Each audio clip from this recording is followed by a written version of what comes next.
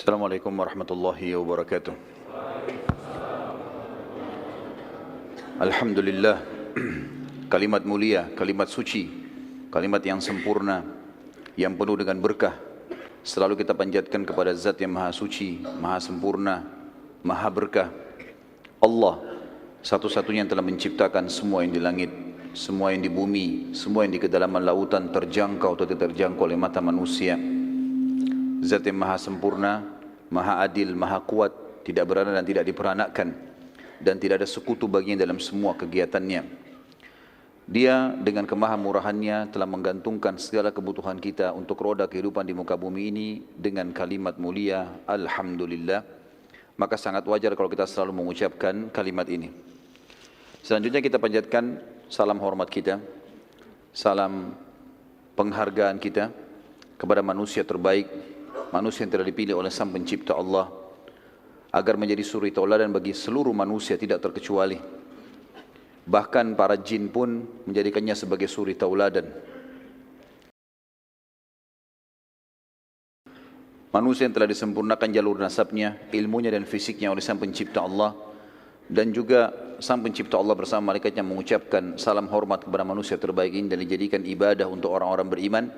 Maka sangat wajar kalau kita selalu membacakan salawat dan taslim kepada Nabi besar Muhammad sallallahu alaihi wasallam.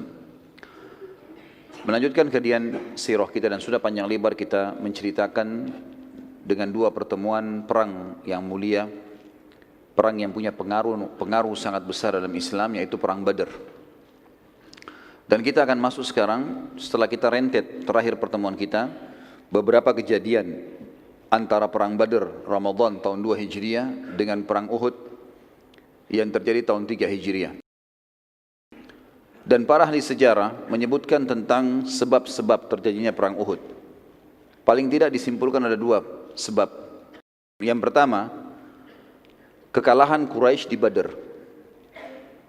Dan ini merusak citra mereka di Jazirah Arab atau di depan para suku-suku Arab. Sehingga mereka tidak punya cara lain, pilihan lain untuk memperbaiki kecuali mengalahkan muslimin. Dan ini juga tergambarkan dari sumpahnya Abu Sufyan, yang pada saat itu setelah meninggalnya tokoh-tokoh Quraisy di Badar hampir semuanya, dan tinggal dua orang, kita sudah jelaskan sebelumnya, Abu Sufyan dan Abu Lahab, dan Abu Lahab pun sudah meninggal. Sehingga tertinggal Abu Sufyan sendiri di Mekah pada saat itu, tentu belum masuk Islam. Karena masuk Islamnya di masa pembebasan kota Mekah atau pembukaan kota Mekah. Yang kedua, penyebabnya adalah orang-orang Quraisy, sebagaimana dicatat dalam sejarah dan sebelumnya, sebelum sejarah histori atau sejarah yang dicatat oleh para ahli sejarah, Al-Quran juga sudah menceritakan kalau orang-orang Quraisy sangat tergantung perekonomiannya atau kota Mekah secara khusus itu dengan perdagangan dari negeri Syam.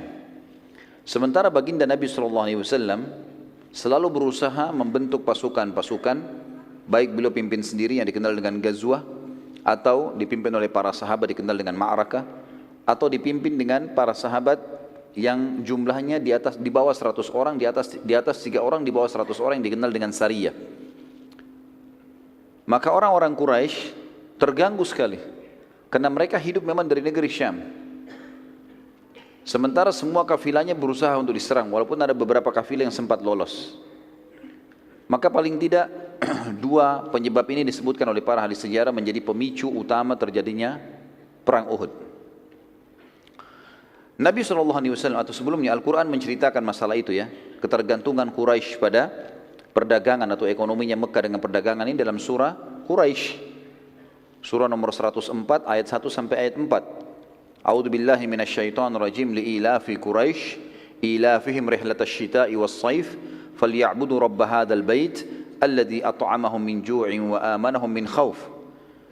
Karena kebiasaan orang-orang Quraisy, kata Allah, yaitu kebiasaan mereka bepergian untuk berdagang pada musim dingin dan musim panas.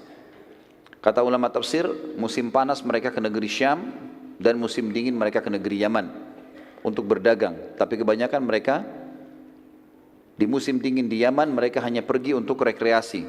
Sementara musim panas ke negeri Syam mereka berdagang.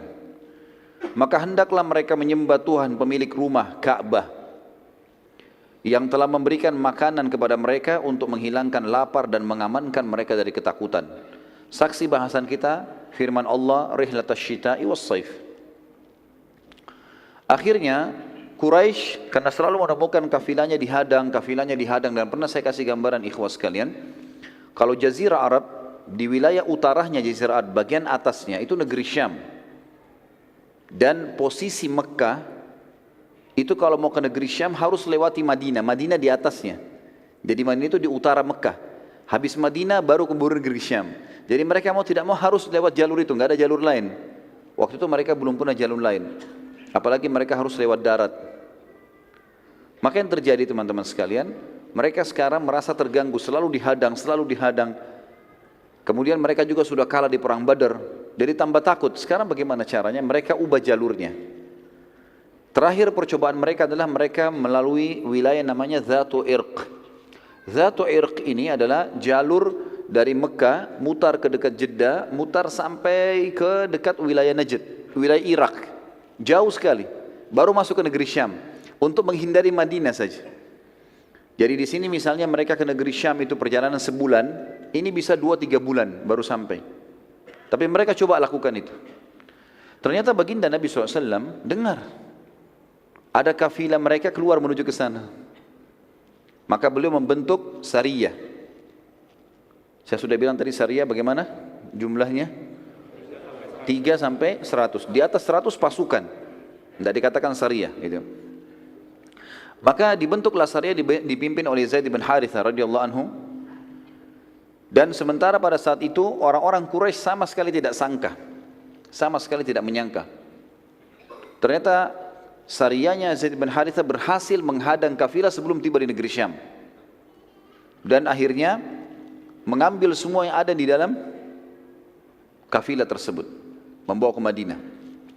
Abu Sufyan yang memimpin Mekah pada saat itu bersama dengan orang-orang Quraisy tidak pernah menyangka terjadi penyerangan ini, dan karena jalur ini pun jalur alternatif yang sudah sangat jauh diketahui muslimin, maka mereka akhirnya putus asa. Abu Sufyan akhirnya tidak ada jalan lain kecuali memotivasi masyarakat Mekah, kita harus selesaikan urusannya Madinah nih. Kalau enggak, habis semua ini, ekonomi enggak bisa. Citra kita sudah rusak karena kalah. Harus kita kalahin. Motivasi sana sini terus menerus. Puncaknya adalah pada saat Abu Sufyan menyurati suku Ghatafan. Dan suku Ghatafan kita sudah sebutkan tadi diserang oleh Nabi SAW, tetapi mereka tidak bisa, atau mereka tidak melawan, dan mereka sembunyi di atas gunung. Walaupun mereka punya 10.000 personel kuda, semuanya siap perang. Suku Ghatafan waktu itu menyumbang personel perang banyak sekali. Sepertiga dari pasukan Quraisy, pasukan menyerang di Uhud nanti, itu dari Ghatafan. Jadi 1.000 orang mereka. 2.000 yang lain, Abu Sufyan berhasil mengumpul dari berbagai kabilah-kabilah Arab, suku-suku Arab.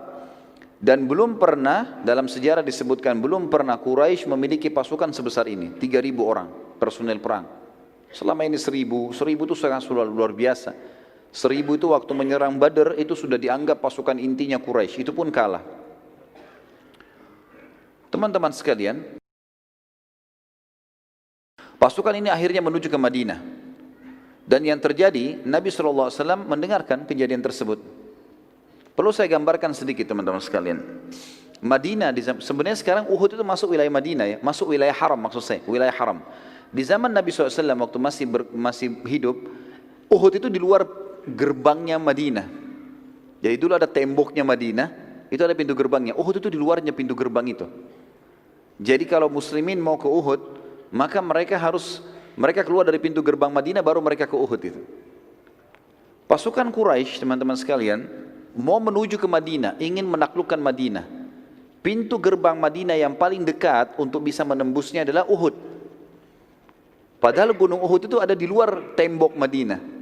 Makanya dikatakan perang Uhud karena pasukan sampai ke lokasi itu, dan itu sudah pintu gerbang Madinah.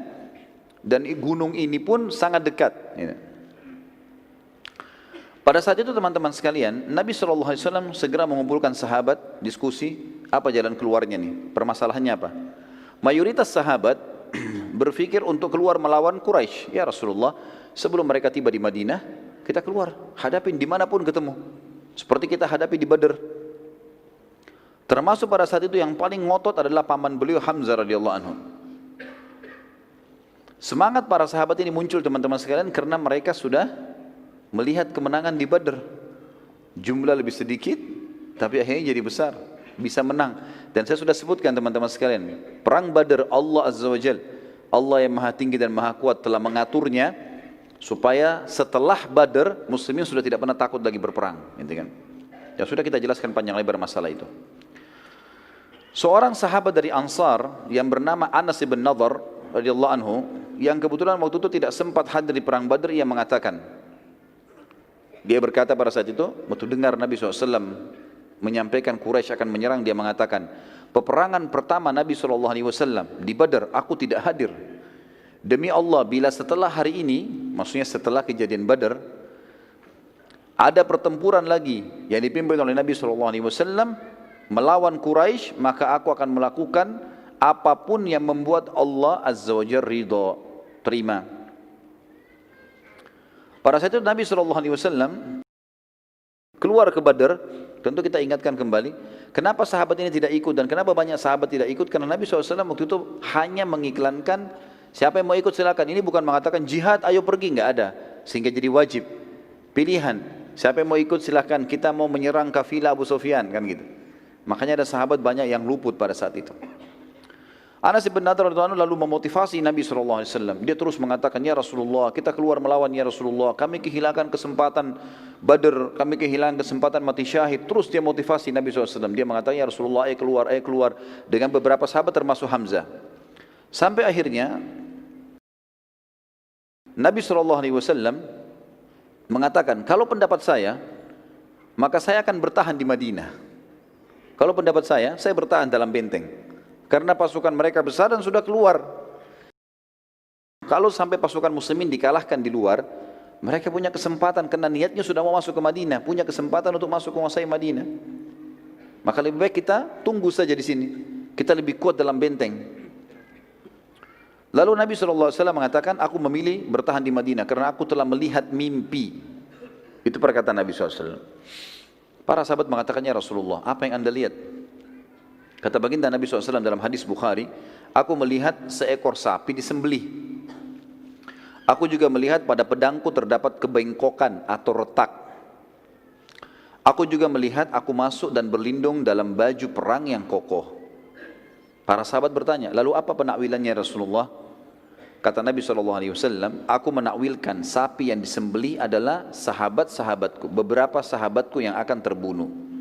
Sementara kebengkokan pada pedangku atau retaknya, adanya salah satu kerabatku yang akan terbunuh, dan aku masuk ke dalam baju perang yang kokoh, aku takwilkan kota Madinah. Oleh karena itu, aku memilih untuk bertahan di Madinah. Tapi pada saat itu para sahabat mengatakannya, Rasulullah, itu takwil mimpi, wahyu, atau penyampaian dari anda? Nabi SAW mengatakan, itu penyampaian dari saya. Takwil, kalian tanya takwil, ini saya takwilkan, gitu kan? Maka di sini para sahabat mengatakan, ya Rasulullah, izinkanlah kami berperang, keluarlah. Terus saja mereka memotivasi dan mendorong Nabi SAW untuk keluar. Beberapa sahabat sampai beliau mengatakan, baiklah, kalau gitu bersiap-siaplah. Lalu Nabi SAW pun pulang ke rumah beliau dan beliau mempersiapkan baju perangnya. Waktu Nabi SAW masuk ke dalam rumahnya, para sahabat akhirnya berbicara satu sama yang lain.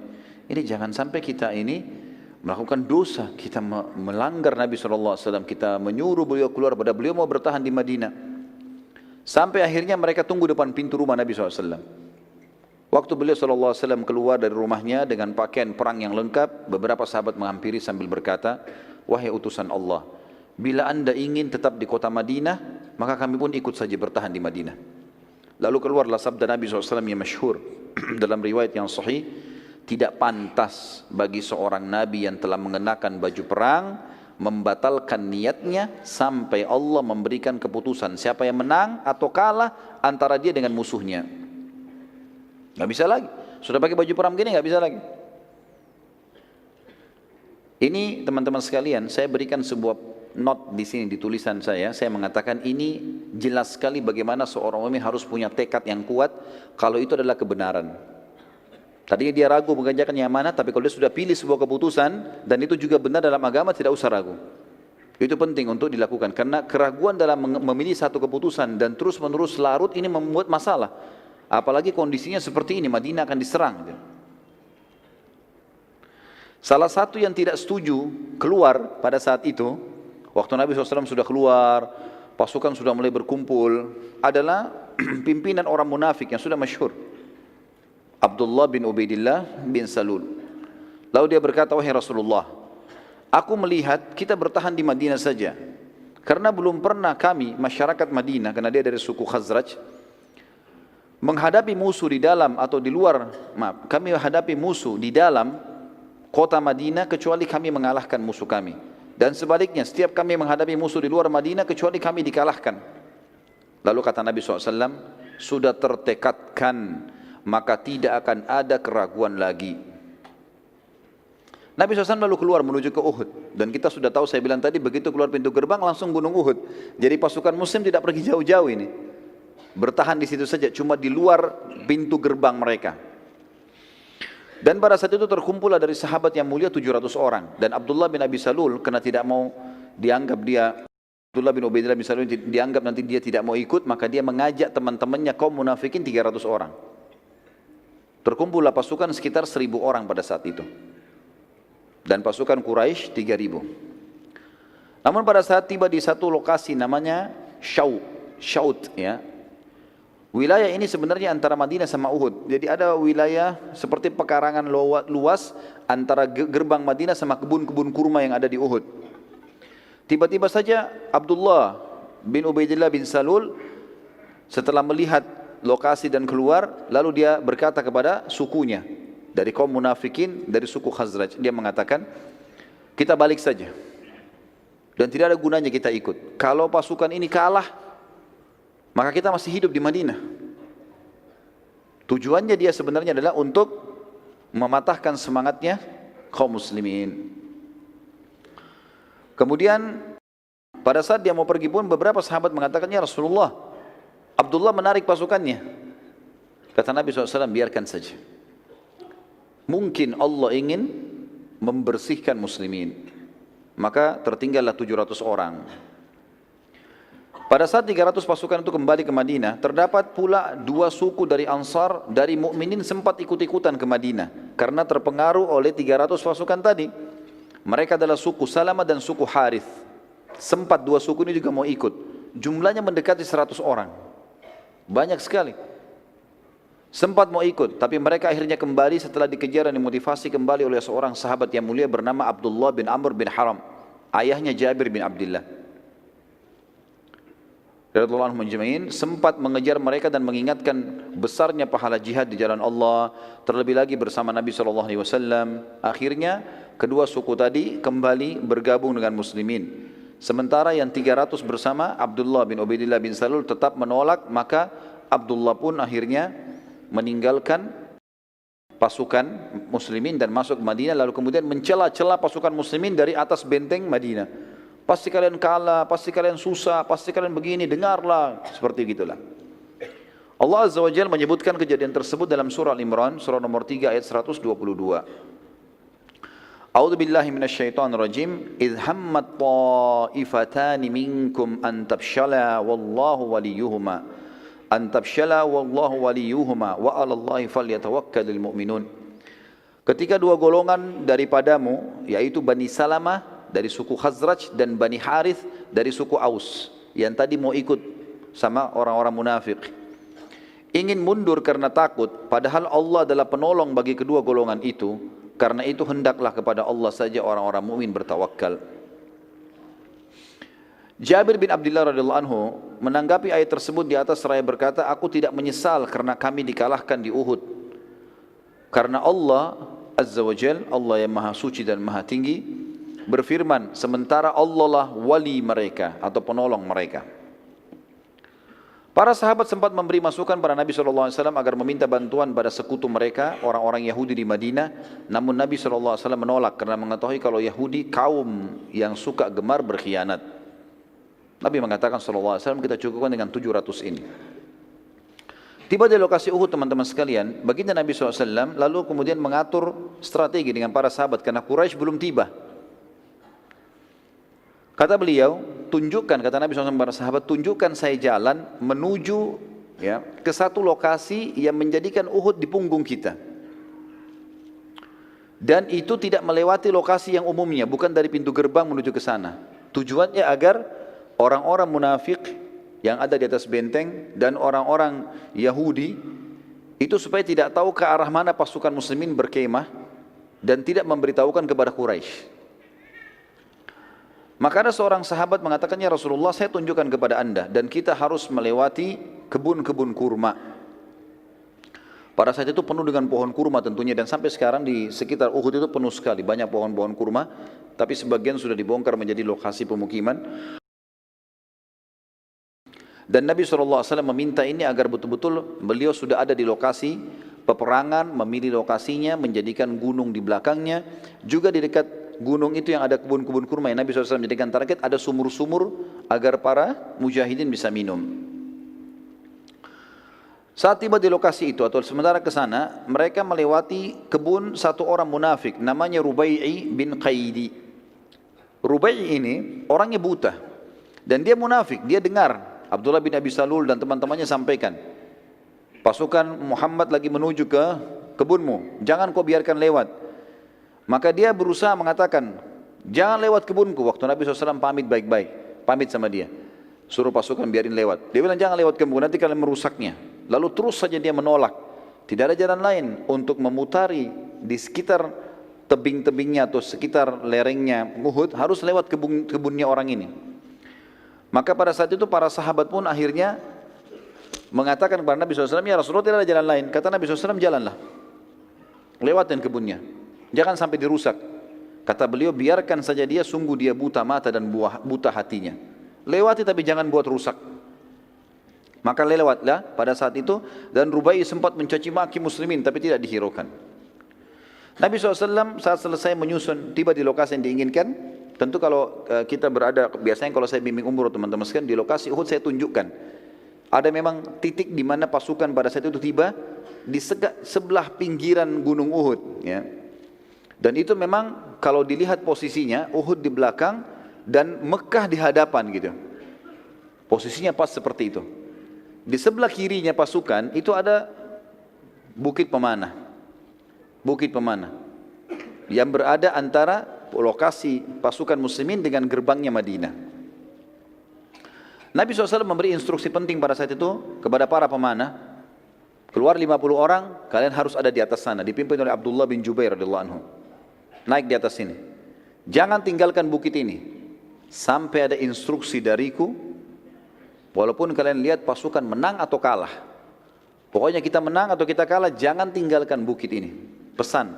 Baiklah, naik semuanya 50 orang. Dan pemanah zaman dulu teman-teman sekalian itu sama dengan sniper kita sekarang, ahli tembak. Bahkan kalau orang-orang yang mahir, mereka bisa melepaskan beberapa anak panah dengan satu tarikan, gitu kan? Dan itu kalau tepat sasaran dia bisa membunuh beberapa orang. Maka ini kekuatan muslimin di situ tadi.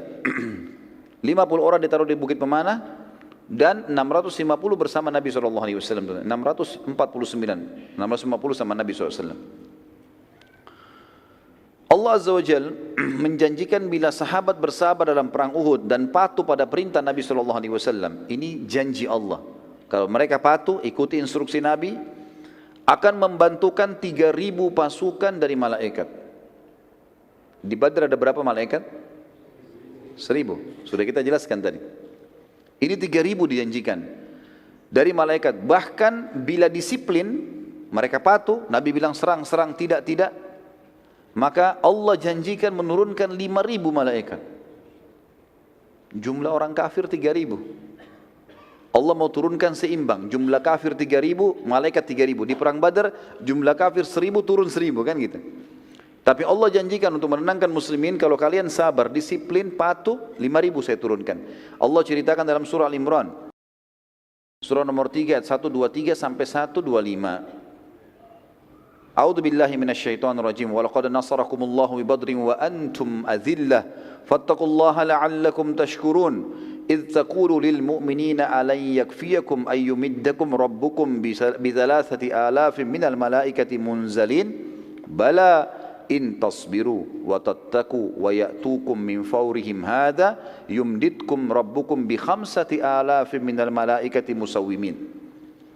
Sungguh Allah telah menolong kalian dalam peperangan Badar. Waktu itu jumlahnya lebih sedikit, senjatanya lebih sederhana. Padahal kamu pada saat itu adalah orang-orang yang lemah. Karena itu bertakwalah kepada Allah supaya kalian atau kamu mensyukurinya. 1, 2, 3-nya. 1, 2, 4-nya. Ingatlah, ketika kalian mengatakan atau kamu berkata, hai Muhammad, kepada orang-orang mukmin, apakah tidak cukup bagi kalian Allah membantu dengan 3.000 malaikat yang diturunkan dari langit? Ayat 125, ya pasti sudah cukup. Tapi ketahuilah, jika kalian sabar, kalian bersiap siaga, disiplin, patuh, Allah menjanjikan loh, mereka Allah akan mendatangkan, dikatakan dan jika kalian bersabar dan bersiap siaga dan mereka datang menyerang kalian dengan seketika pun, niscaya Allah akan menolong kalian dengan 5.000 malaikat yang memakai tanda-tanda. Kata ulama tafsir yang dimaksud di sini adalah kalau para sahabat mematuhi, tidak satu pun melanggar titah Nabi SAW, pasti menang. Seperti itulah. Pasukan muslimin terdiri dari 70 orang pasukan kuda, 50 prajurit pemanah, 50 prajurit pemanah, dan sisanya pasukan pejalan kaki. Dari pasukan musyrikin Quraisy terdapat 200 personil yang menunggangi kuda, yang pada saat itu dipimpin oleh Khalid bin Walid sebelum masuk Islam. Mereka tidak ikut berperang dan tugasnya 200 orang. Dari 3.000 ini 200 ke samping medan perang. Kalau dari Bukit Pemanah itu kita bisa lihat ke arah kiri, kalau satu waktu antum mengunjungi ke sana. Kalau kita lihat ke arah kota Madinah, kita akan temukan di depan kita ada seperti lembah. Lembah itu dulu agak curam dan di situ pasukan Khalid bin Walid bersembunyi. Ya kan? 2.800 maju masuk bersama pasukan Quraisy.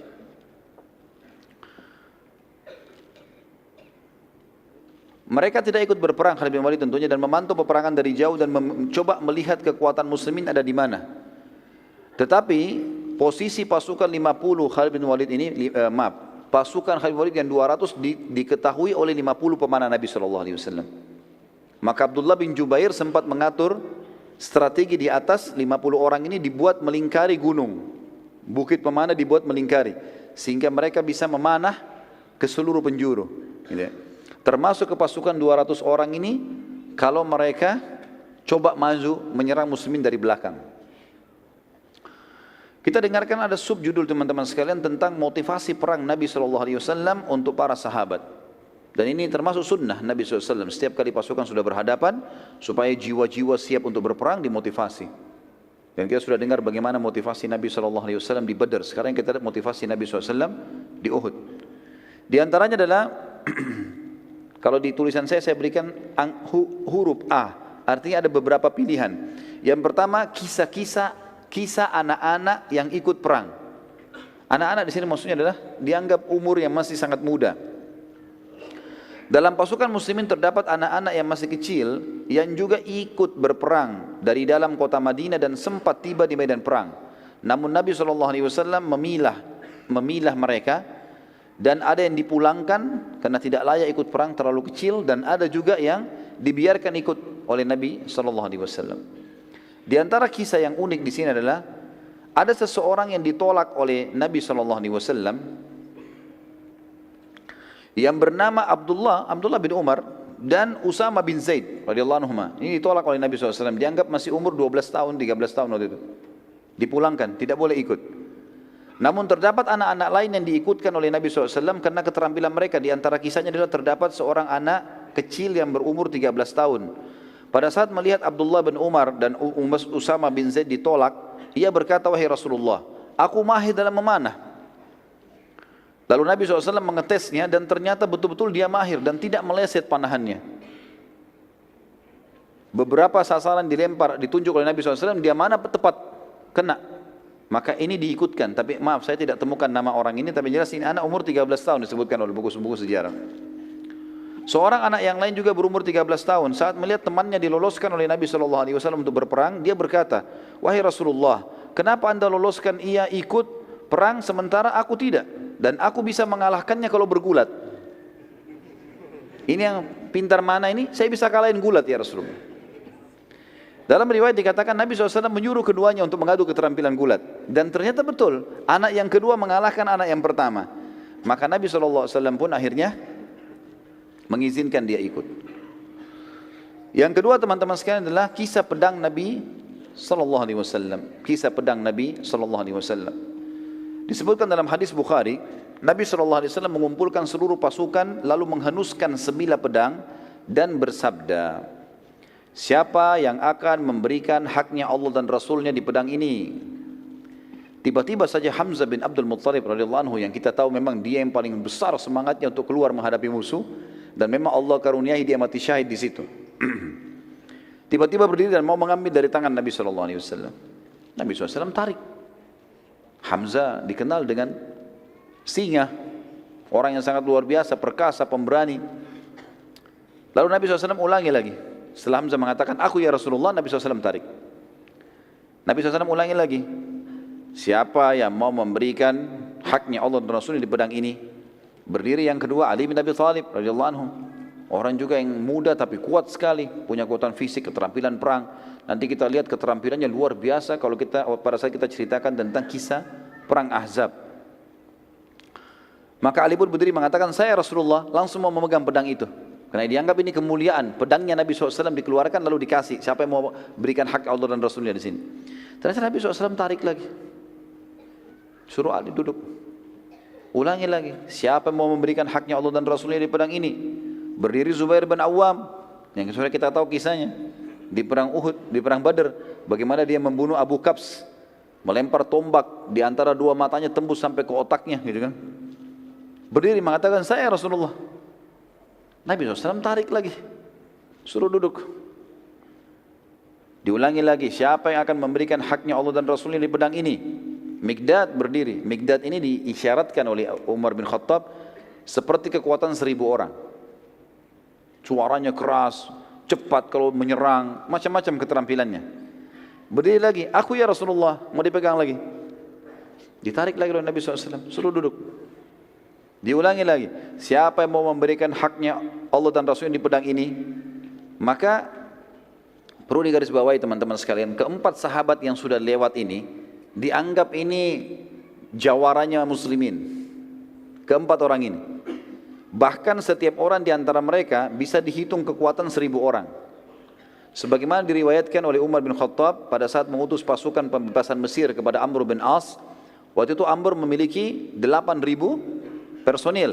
Dan Amr tulis surat kepada Umar bin Khattab yang berbunyi, wahai amirul mukminin, genapkanlah pasukan kami 12.000 sehingga kami mendapatkan hadis Nabi SAW, tidak akan dikalahkan umatku yang berjumlah 12.000. Ya. Maka Umar bin Khattab pun mengirim 4 orang dari Madinah. Kan jumlahnya 8.000 kan? Butuh berapa ribu sekarang? Untuk 12.000. Butuh 4.000. Umar bin Khattab kirim 4 orang, bukan 4.000. Yang dikirim itu adalah diantaranya Mikdad, yang ini. Diantaranya Zubair bin Awam, diantaranya Sa'ad ya, bin Abi Waqqas. Ya, ini dikirim. Maka mereka punya kekuatan yang luar biasa. Maka setelah keempat sahabat ini ditolak, dan Nabi SAW masih ulangi, siapa yang memberikan haknya Allah dan Rasul di pedang ini, mereka saling lihat satu sama yang lain, kira-kira siapa nih? Ada satu sahabat mulia, pintar, cerdas orang ini, yang kita kenal dengan Abu Dujana, Syammah radhiyallahu anhu. Beliau mengatakan, ya Rasulullah, apa haknya Allah dan Rasulnya di pedang itu? Ini yang Nabi tunggu ini. Jangan main langsung ambil.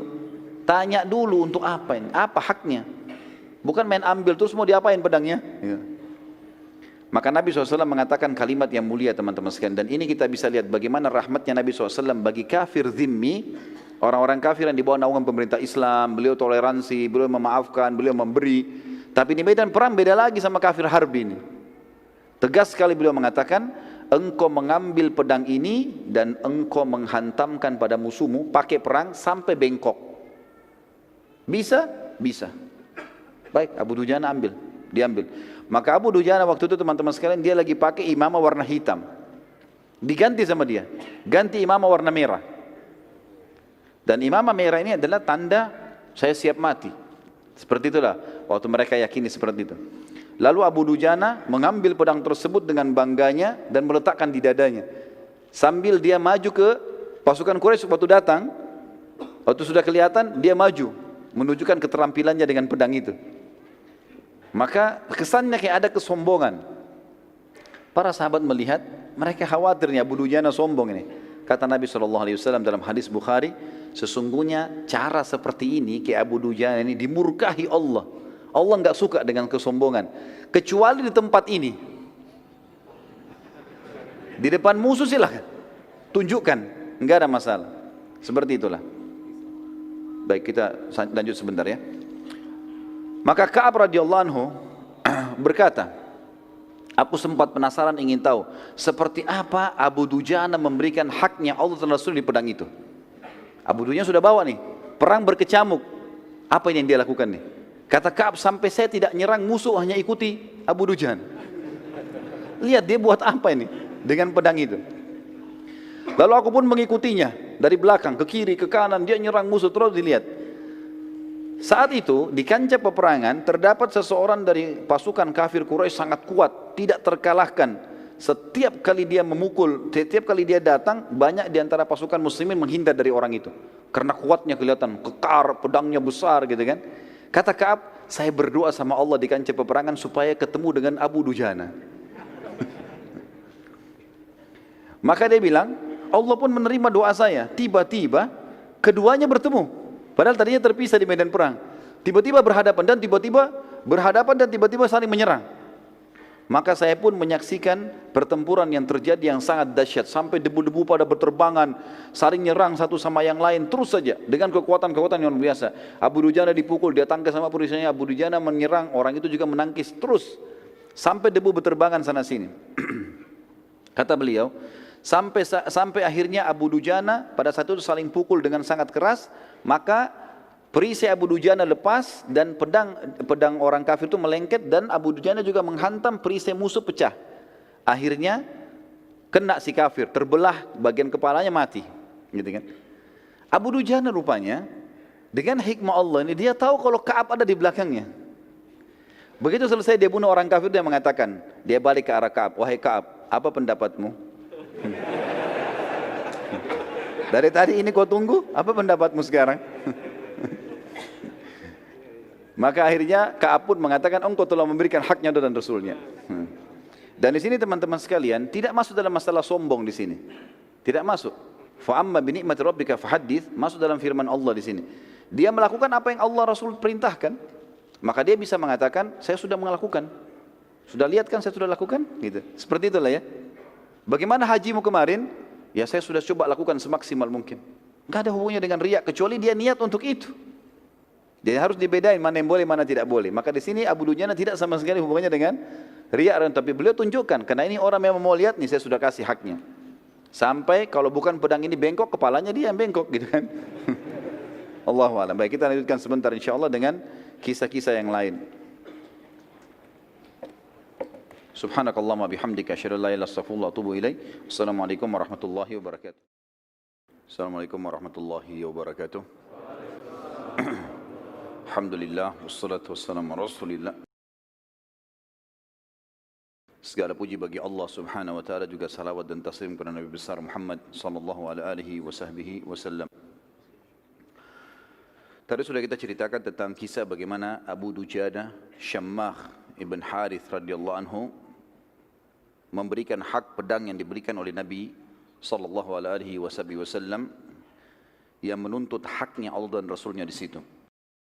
Kisah yang lain teman-teman sekalian, kisah yang terjadi di perang Uhud yang tidak bisa luput dari seorang beriman adalah kisah sahabat yang mulia Handalah radhiyallahu anhu. Handalah radhiyallahu anhu adalah seorang sahabat yang menikah di hari Jumat malam. Dan perang Uhud terjadi di Sabtu pagi, di waktu duha. Handalah lalu menikah malam itu, kemudian memang dia belum menggauli istrinya. Dia sempat ikut berjamaah sholat subuh bersama Nabi SAW. Pada saat dia pulang, dia untuk menggauli istrinya, sehingga dia dalam keadaan junub. Baru saja dia selesai bergaul dengan istrinya masih dalam keadaan junub, belum mandi, terdengar panggilan seruan dari utusan Nabi SAW kepada seluruh muslimin di Madinah, jihad, jihad. Dan panggilan seperti ini berarti wajib bagi laki-laki muslim untuk ikut. Maka dia pun tidak menunggu, langsung saja dia keluar dalam kondisi masih junub, bergabung dengan pasukan muslimin. Waktu bergabung dengan pasukan muslimin, salah satu korban di Uhud yang mati syahid. Sebenarnya bukan kita katakan korban ya, justru ini kemenangan. Karena hakikat dari seorang muslim ikut jihad adalah mati syahid. Kedua baru menang. Jadi dia tidak kenal namanya kalah. Kalau dia terbunuh itu target utamanya kena masuk surga tanpa hisab. Sementara kalau dia menang adalah target yang kedua. Hanzalah radhiyallahu anhu adalah salah satu sahabat yang dikaruniai oleh Allah syahadah, mati syahid. Waktu jenazahnya ditemukan setelah selesai perang Uhud, maka Nabi SAW waktu melihat ke arahnya mengalihkan pandangan matanya. Lalu kemudian para sahabat bertanya, ya Rasulullah, ada apa dengan Hanzalah? Kenapa anda alihkan pandangan anda?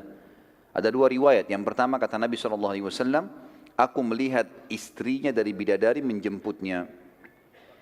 Riwayat yang lain adalah, aku melihat para malaikat memandikannya. Karena dia dalam keadaan junub, maka dimandikan oleh para malaikat sampai keluar julukannya, Gasilul Malaikah. Orang yang dimandikan langsung oleh malaikat. Dan di sini teman-teman sekalian pelajaran penting. Setiap kali ada janji Allah dan Rasulnya dari dalil Al-Quran dan Sunnah, setiap muslim tidak boleh ragu sedikit pun, apapun itu sifatnya, apapun. Allah dan Rasulnya bilang bersedekah itu pasti kaya, maka tidak boleh kita ganti dengan konsep yang lain. Tidak usah ragu sama sekali. Kalau orang mukmin memahami sebenarnya, dia kalau sedekah misalnya adalah sama dengan dia sedang investasi dan Allah balas minimal 10 kali. Apa yang membuat dia ragu melakukannya? Salah satu ciri khasnya sahabat di situ. Apa yang Allah dan Rasulnya sampaikan benar, yang lain salah. Selesai urusannya. Enggak perlu lagi dinegosiasi. Allah Rasulnya bilang salah, haram haram, halal halal. Kerjakan kerjakan, jangan kerjakan jangan kerjakan. Walaupun semua dunia, keluarganya, istrinya, anaknya, suaminya benci, dia enggak peduli. Sudah semuanya diseberikan. Seperti itulah kurang lebih. Dan ini terjadi pada Hanzalah. Bayangkan teman-teman kalau kita baru menikah seperti ini. Dengan wanita yang dia cintai, dia menikah.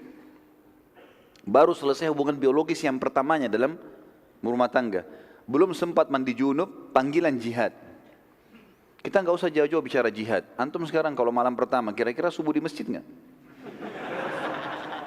Hah? Ada yang tanya ke saya itu di pengajian.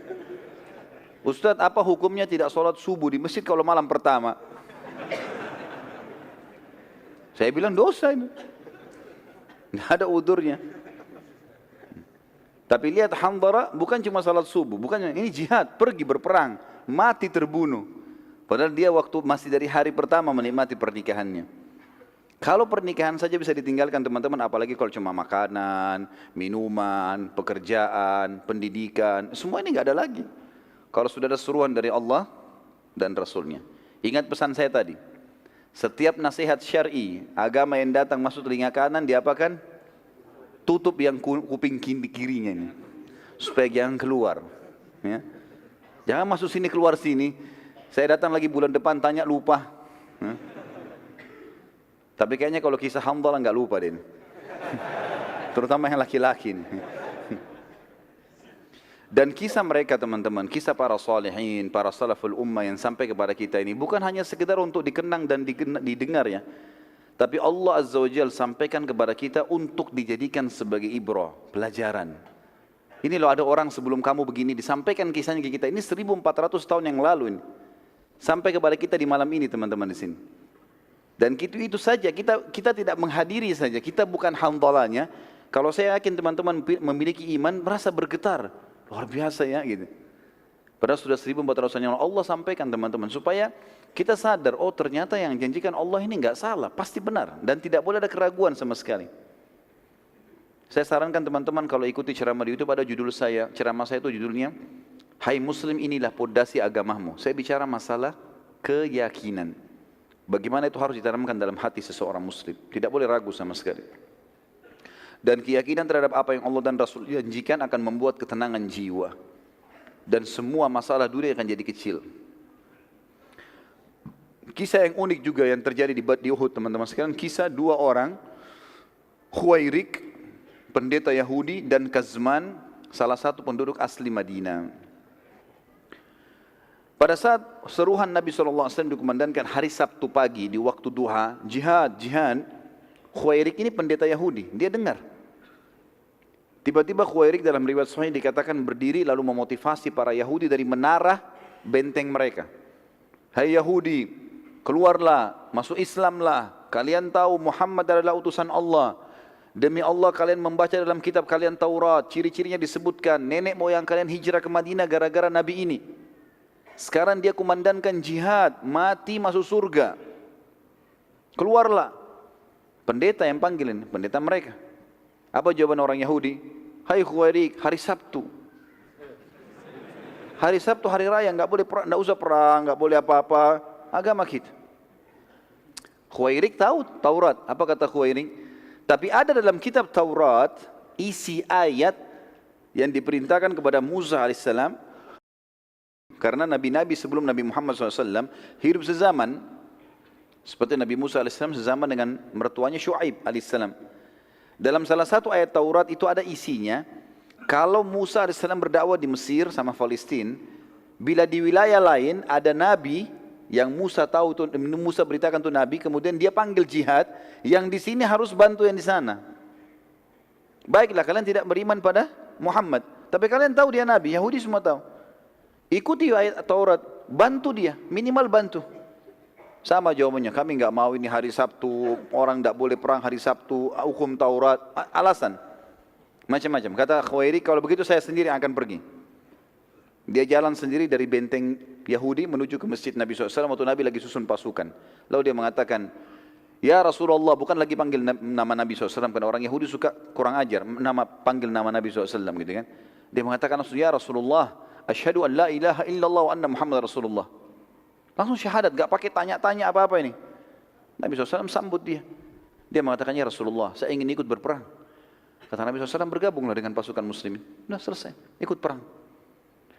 Waktu berkecamuk perang teman-teman sekalian, rupanya Khuwairik dibunuh oleh orang Quraisy, mati. Waktu Nabi SAW kumpulin jenazah muslimin, ada jenazahnya Khuwairik. Nabi SAW senyum waktu lihat jenazahnya. Para sahabat mengatakan, kenapa ya Rasulullah? Ini seperti kasus tadi Hanzalah, tapi ini berbeda. Kata Nabi SAW senyum, kalau siapapun yang ingin melihat penghuni surga belum pernah sujud sekalipun, ini orangnya. Ini orang baru syahadat di waktu duha. Duhur kan belum masuk ya. Sebelumnya subuh dia belum ada kewajiban, masih dalam keadaan Yahudi. Duhur belum tiba wajib, dia meninggal di waktu duha, baru syahadat, berapa jam kemudian mati syahid. Siapa yang ingin melihat penghuni surga yang belum pernah sujud sekalipun, ini orangnya. Kebenaran agama Islam. Siapapun yang syahadat, asal dia tulus masuk surga. Kisah yang lainnya, dan saya satukan dalam tulisan saya adalah Kazman. Siapa Kazman ini? Ada satu orang dari Ansar, dia sudah ucapkan syahadat Muslim. Orangnya pemberani. Di kancah perang teman-teman sekalian, dia tebas musuh sana, tebas musuh sini. Berani sekali sampai dalam satu kali serangan bisa menebas beberapa orang musuh. Maka para sahabat memuji mengatakan, orang ini, Kazman ini di surga. Kalau dia terbunuh ini, mati syahid ini. Luar biasa bunuh banyak orang kafir. Karena ada hadis Nabi SAW tidak akan bersatu muslim sama kafir di neraka. Yang dia sempat bunuh di medan perang, ini masuk neraka, ini tidak akan bersatu sama dia. Dia akan masuk surga gitu. Maka Nabi SAW mengatakan tidak, dia di neraka. Para sahabat penasaran, kok bisa Nabi bilang di neraka, tapi ini lagi berkecamuk perang. Enggak ada waktu untuk bertanya. Mereka ikuti Kazman. Dari belakang diikuti. Kenapa ini Nabi bilang dia di neraka? Ternyata serang demi serang terjadi, ada satu musuh kafir menebas bagian kakinya, berdarah bagian betisnya, sobek. Karena dia kesakitan, dia keluar dari kancah peperangan, lalu dia turun dari kudanya, kemudian dia ambil pedangnya, ditusuk dirinya. Lalu dia mengatakan, sesungguhnya saya berperang untuk membela kaum saya. Maka para sahabat mengatakan pantas dia masuk neraka. Jadi membela karena suku, murni hanya karena suku saja, hanya fanatisme, hanya murni negara bukan karena mendidik kalimat Allah, maka ini tidak dapat syahadah. Nggak dapat mati syahid ini. Kisah yang lain adalah kisah Amr bin Jamur radhiyallahu anhu, seorang sahabat Nabi yang sudah berumur dari penduduk Madinah dan kakinya pincang. Dan ini karunia dari Allah SWT. Lihat bagaimana orang-orang yang ikhlas teman-teman. Dan kata para ulama sudah disepakati ini, siapa yang masuk di kancah peperangan ikhlas mau mati syahid, itu yang Allah kasih syahadah. Kalau ada orang masuk di kancah peperangan kemudian dia bimbang, saya mati atau enggak ya gitu. Pokoknya ikut berperang saja, cari pahalanya, maka tidak mati syahid kecuali ajalnya datang. Kuasa Allah, Allah memilih orang yang paling ikhlas, yang memang mau mati syahid, mau segera masuk surga, itu Allah kasih. Ini kisah-kisahnya satu demi satu kita sebutin. Di antaranya Amr bin Jamuh. Tadi sudah ada Handalah, ada Khuwairik. Ya. Amr bin Jamuh berkata, ya Rasulullah, saya ingin berjihad, tapi anak-anak saya larang. Anak-anaknya datang memegang tangannya. Ya Rasulullah, ayah kami pincang, sudah tua. Maka kata Nabi SAW, kau pincang hai Amr. Kata Amr, ya Rasulullah, apakah orang pincang tidak bisa masuk surga? Saya juga mau ya Rasulullah. Justru saya mau masuk surga dengan pincang saya ini. Kata Nabi SAW, naikkan dia ke kudanya. Biarin dia ikut. Ikut berperang, terbunuh mati syahid. Radhiyallahu anhu. Ya. Jadi bagaimana semangat sahabat teman-teman sekalian. Pincang enggak menghalangi untuk itu. Sebagian orang, saya enggak tahu di sini ada atau tidak. Baru gerimis enggak ke masjid. Enggak tahu kalau ada di sini hadir. Ya. Merasa alhamdulillah. Baru gerimis enggak mau ke masjid. Baru ngantuk sedikit enggak mau hadiri majelis ilmu. Bagaimana kalau jihad ini? Umroh mau cukur rambutnya bimbang. Sampai kadang-kadang saya bilang sama jemaah saya, baru rambut pak, belum darah, baru gundul. Baru mau gundul gitu. Bagaimana caranya tidak mau berkorban untuk Allah dan Rasulnya ini? Padahal Allah yang membuat di urat saraf kita mengalir darah-darahnya, otot-otot dia yang rangkaikan dengan tulangnya segala macam, lalu kita tidak mau berkorban untuknya. Ambil pelajaran teman-teman dari para sahabat ini. Enggak setengah-setengah, janji Allah dan Rasulnya memang sudah pasti benar, jalani. Yang lain kisah Zubair bin Awam. Jadi ini terulang lagi teman-teman sekalian. Hampir mirip dengan kisah Abu Qabs tadi. Rupanya ada lagi di pasukan kafir Quraisy orang yang mirip Abu Qabs. Di perang Badar tadi.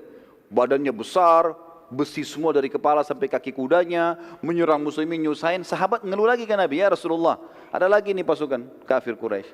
Nabi panggil lagi Zubair, panggil Zubair, suruh hadapi. Zubair datang lagi. Zubair mengatakan, demi Allah, saya tidak melihat sedikit pun ada celah di mukanya orang ini. Sama tadi, dikelilingi, dicari, sampai Zubair mengatakan, saya melihat kasus yang sama dengan yang di Badr. Celahnya cuma di antara dua matanya. Maka saya pun melempar tombak di tempat yang sasaran itu, dan dia mati terbunuh. Sama dengan kasus tadi di Badr. Dan ini juga termasuk teman-teman sekalian sudah saya jelaskan, bagaimana seorang muslim memiliki keterampilan dan kejelian. Dan kata Nabi SAW dalam sebuah hadis yang sahih, Inna Allah yuhibbu min abdin idza amila amalan an yutqinahu. Allah sangat suka, cinta dengan seorang hamba kalau dia kerjakan satu perbuatan, dia menguasainya. Jangan terlalu bercabang teman-teman. Kuasai bidang ini, pindah ke bidang lain, setelah ini dikuasai. Lebih baik kita terkenal dengan satu bidang dan kita dikenal, itu tuh lebih baik. Nabi Daud alaihissalam fokus sebagai tukang besi. Udah terkenal dengan itu. Walaupun keterampilan lain bisa. Tapi ini ada yang dia dikuasai dengan sangat matang, gitu kan? Zubair dan para sahabat ini memang banyak mereka menguasai bidang-bidangnya, dan ini bagian daripada syariat kita. Profesional dalam bidangnya. Keterampilan diikuti dengan kejelian. Kita sebutkan juga beberapa kisah prajurit kafir di kancah peperangan Uhud, teman-teman sekalian. Di antaranya kisah Abu Amir. Abu Amir ini asli penduduk Madinah, dan dia dulunya berusaha untuk menyatukan Aus dan Khazraj, dua suku yang nanti dikenal Ansar setelah Islam. Sebelum Islam masuk ke Madinah, Abu Amir ini mau menobatkan diri menjadi rajanya Aus dan Khazraj. Daripada kalian perang, saya jadi raja kalian, saya akan menyatukan. Dia orang kaya. Subhanallah, dengan hikmah Allah datang waktu Islam mulai masuk ke Madinah, gitu kan? Kemudian Nabi SAW hijrah ke Madinah, seluruh penduduk Madinah ini, Aus dan Khazraj masuk Islam. Dan mereka tidak mau lagi mengangkat Abu Amir sebagai rajanya. Abu Amir kecewa. Karena dia kecewa, dia nggak mau masuk Islam, dia tinggalkan Madinah menuju ke negeri Syam.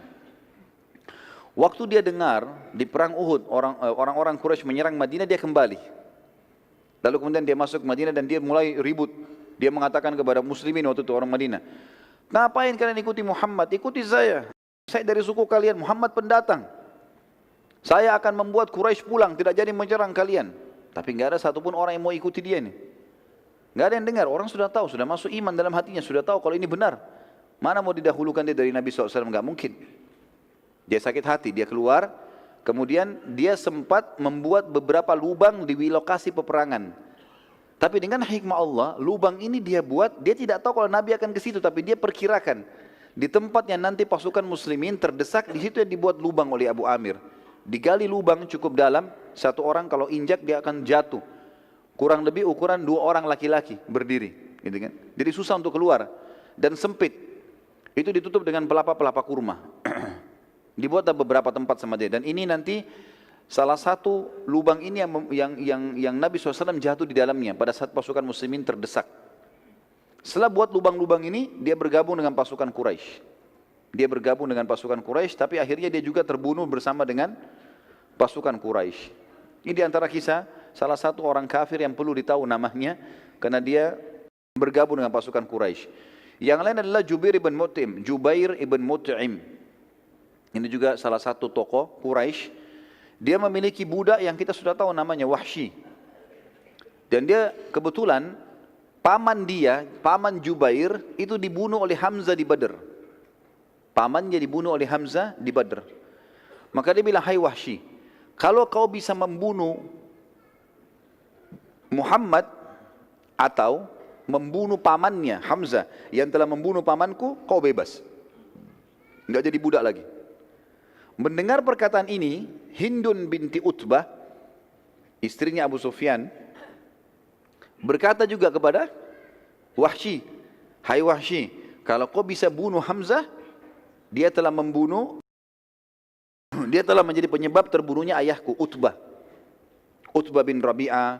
Kan itu ada terbunuh 3 orang pada duel, pada saat duel awal perang Badr kan. Ada Utbah bin Rabi'ah, ada Syaibah bin Rabi'ah, ada Walid bin Utbah. Ini kan Walid bin Utbah saudaranya Hindun. Utbah bin Rabi'ah ayahnya, Syaibah bin Rabi'ah pamannya. Ini 3-3-nya mati. 2 orang mati di tangannya Hamzah. Gitu kan? Di awal duel di perang Badr. Maka Hindun pun berkata kepada Wahsy, "Hai Wahsy, kalau kau lakukan itu, kau ikuti majikanmu Jubair bin Mut'im ini membunuh Hamzah, maka aku pun akan memberikan kau hadiah. Dia bebaskan kamu, saya akan berikan kamu hadiah." Maka Wahsy pun akhirnya masuk ke dalam kancah peperangan. Dan Wahsy mengatakan, nanti akan kita ceritakan kisahnya, bagaimana dia mengatakan, "Saya masuk di kancah peperangan tidak berpikir untuk membunuh muslimin kecuali Hamzah. Karena saya ingin bebas. Saya nggak pernah ikut-ikut, nggak mau ganggu orang, nggak mau apa-apa. Saya mau bunuh Hamzah untuk saya lolos." Gitu kan. Dan dia tahu Hamzah sangat kuat. Nanti kita ceritakan bagaimana prosesi dia membunuh Hamzah. Hamzah sangat kuat. Setelah tertombak pun masih kuat, masih mengejar Wahsy. Gitu kan. Tapi ini saya sampaikan secara umum dulu tentang beberapa prajurit-prajurit yang masuk ya dari orang kafir ke pasukan Quraisy yang bergabung ya, yang bukan dari orang Quraisy. Tadi Abu Amir dari Madinah, kemudian ini Wahsy budak berkulit hitam dari Ethiopia. Kemudian juga ada budak yang lain namanya Suwaid. Ini budaknya suku Abdiddar. Dan kita akan ceritakan nanti bendera itu di zaman dulu kalau perang teman-teman adalah simbol kemenangan. Kalau bendera masih berdiri berarti masih kuat pasukan, walaupun pasukannya tinggal sedikit. Kalau bendera jatuh walaupun pasukan banyak berarti sudah kalah. Jadi yang pegang bendera ini harus orang kuat karena dia jadi sasaran serangan. Nah Suwaid ini adalah budak Abdiddar yang akan memegang bendera Quraisy terakhir sebelum Quraisy kocar-kacir. Dan dianggap oleh ahli sejarah dia masuk untuk membunuh ya. Dia masuk untuk memegang kembali bendera agar pasukan Quraisy mengalahkan muslimin ya.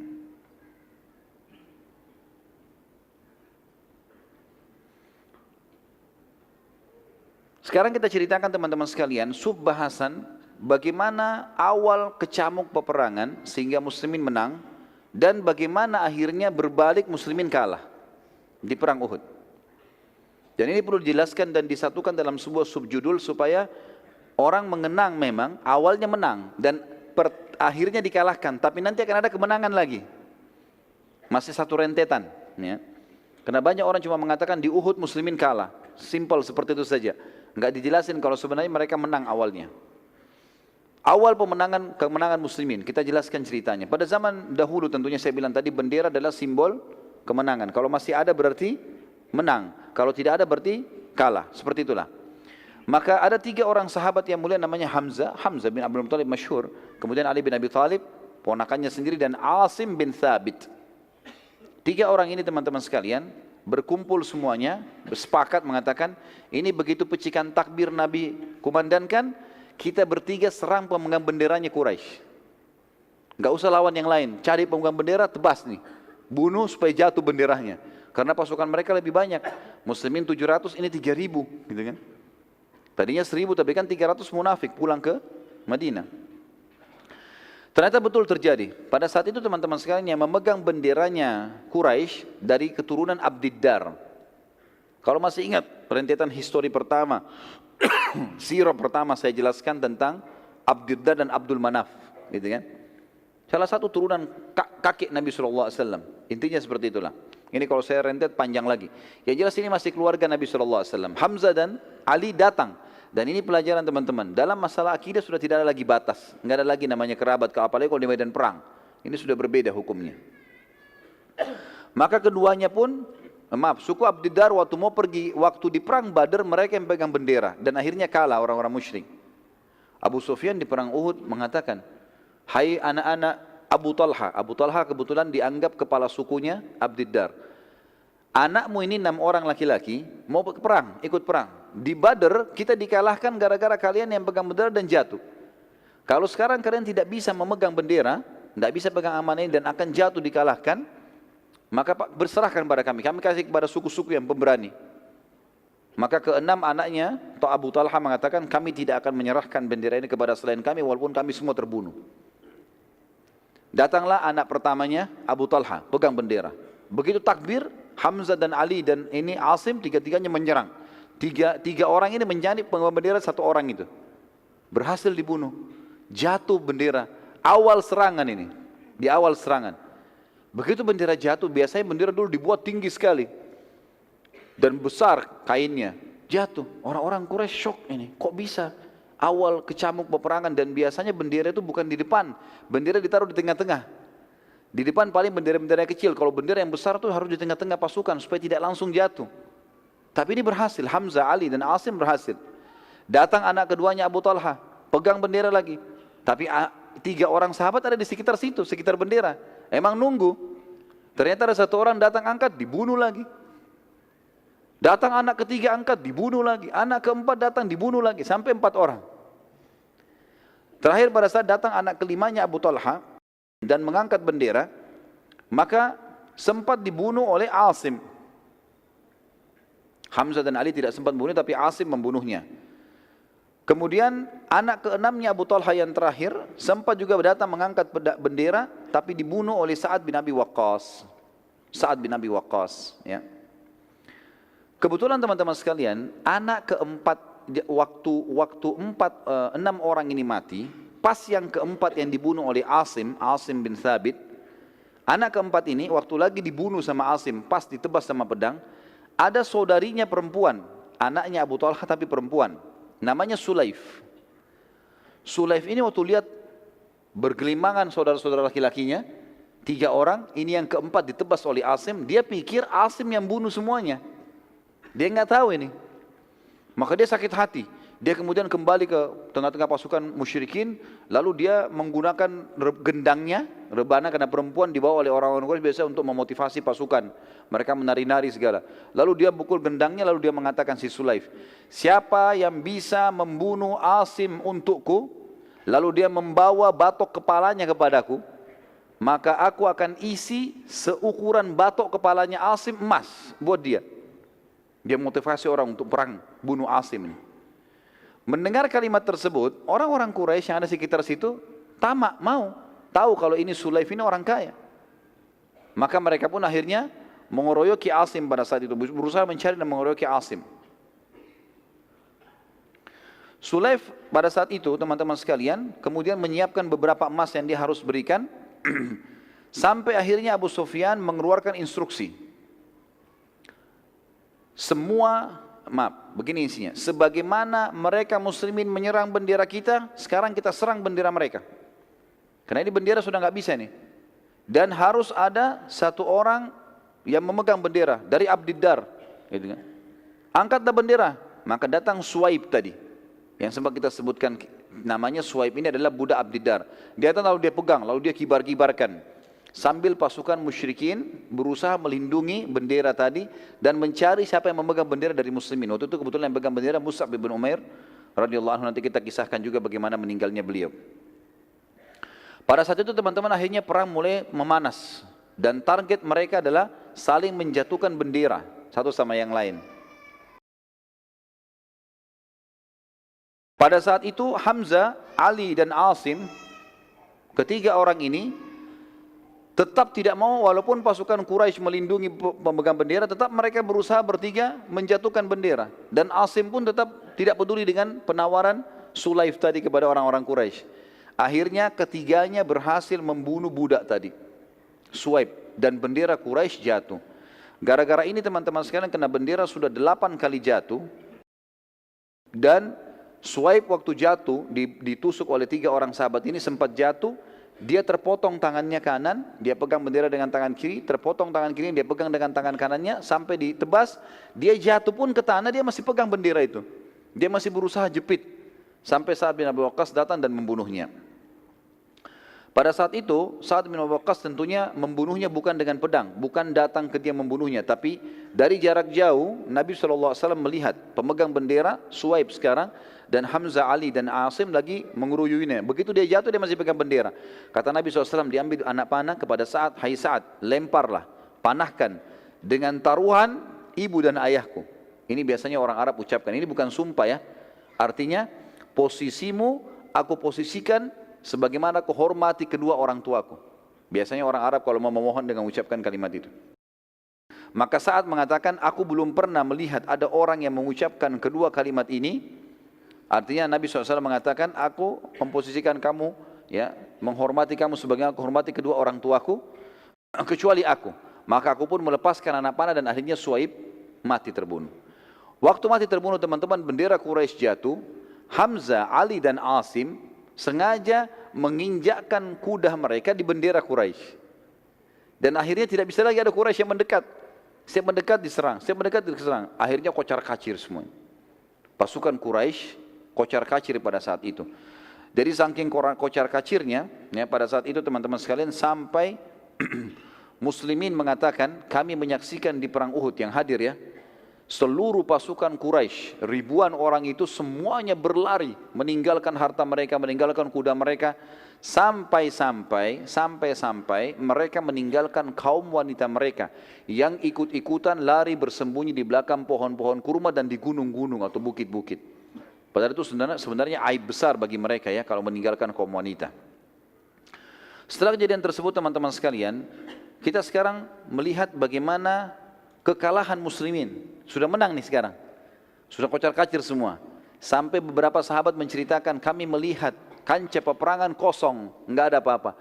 Enggak ada manusia maksudnya, tapi penuh dengan ghanimah. Kekalahan muslimin terjadi teman-teman sekalian. Pada saat 43 orang dari pemanah Nabi SAW yang dipimpin oleh Abdullah bin Jubair di Bukit Pemanah melihat kejadian tersebut. Di bukit ini teman-teman bisa lihat lebih jauh, pasukan Quraisy sudah sangat jauh, sudah mengarah ke Mekah.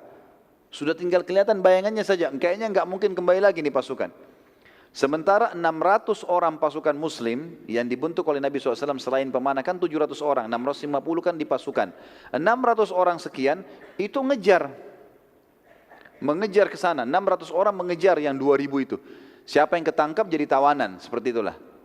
Kurang lebih sisa 50 orang saja, 40-50 orang ini nggak ikut-ikutan menyerang musuh, tapi mereka sibuk mengambil ghanimah, kumpulin ghanimah.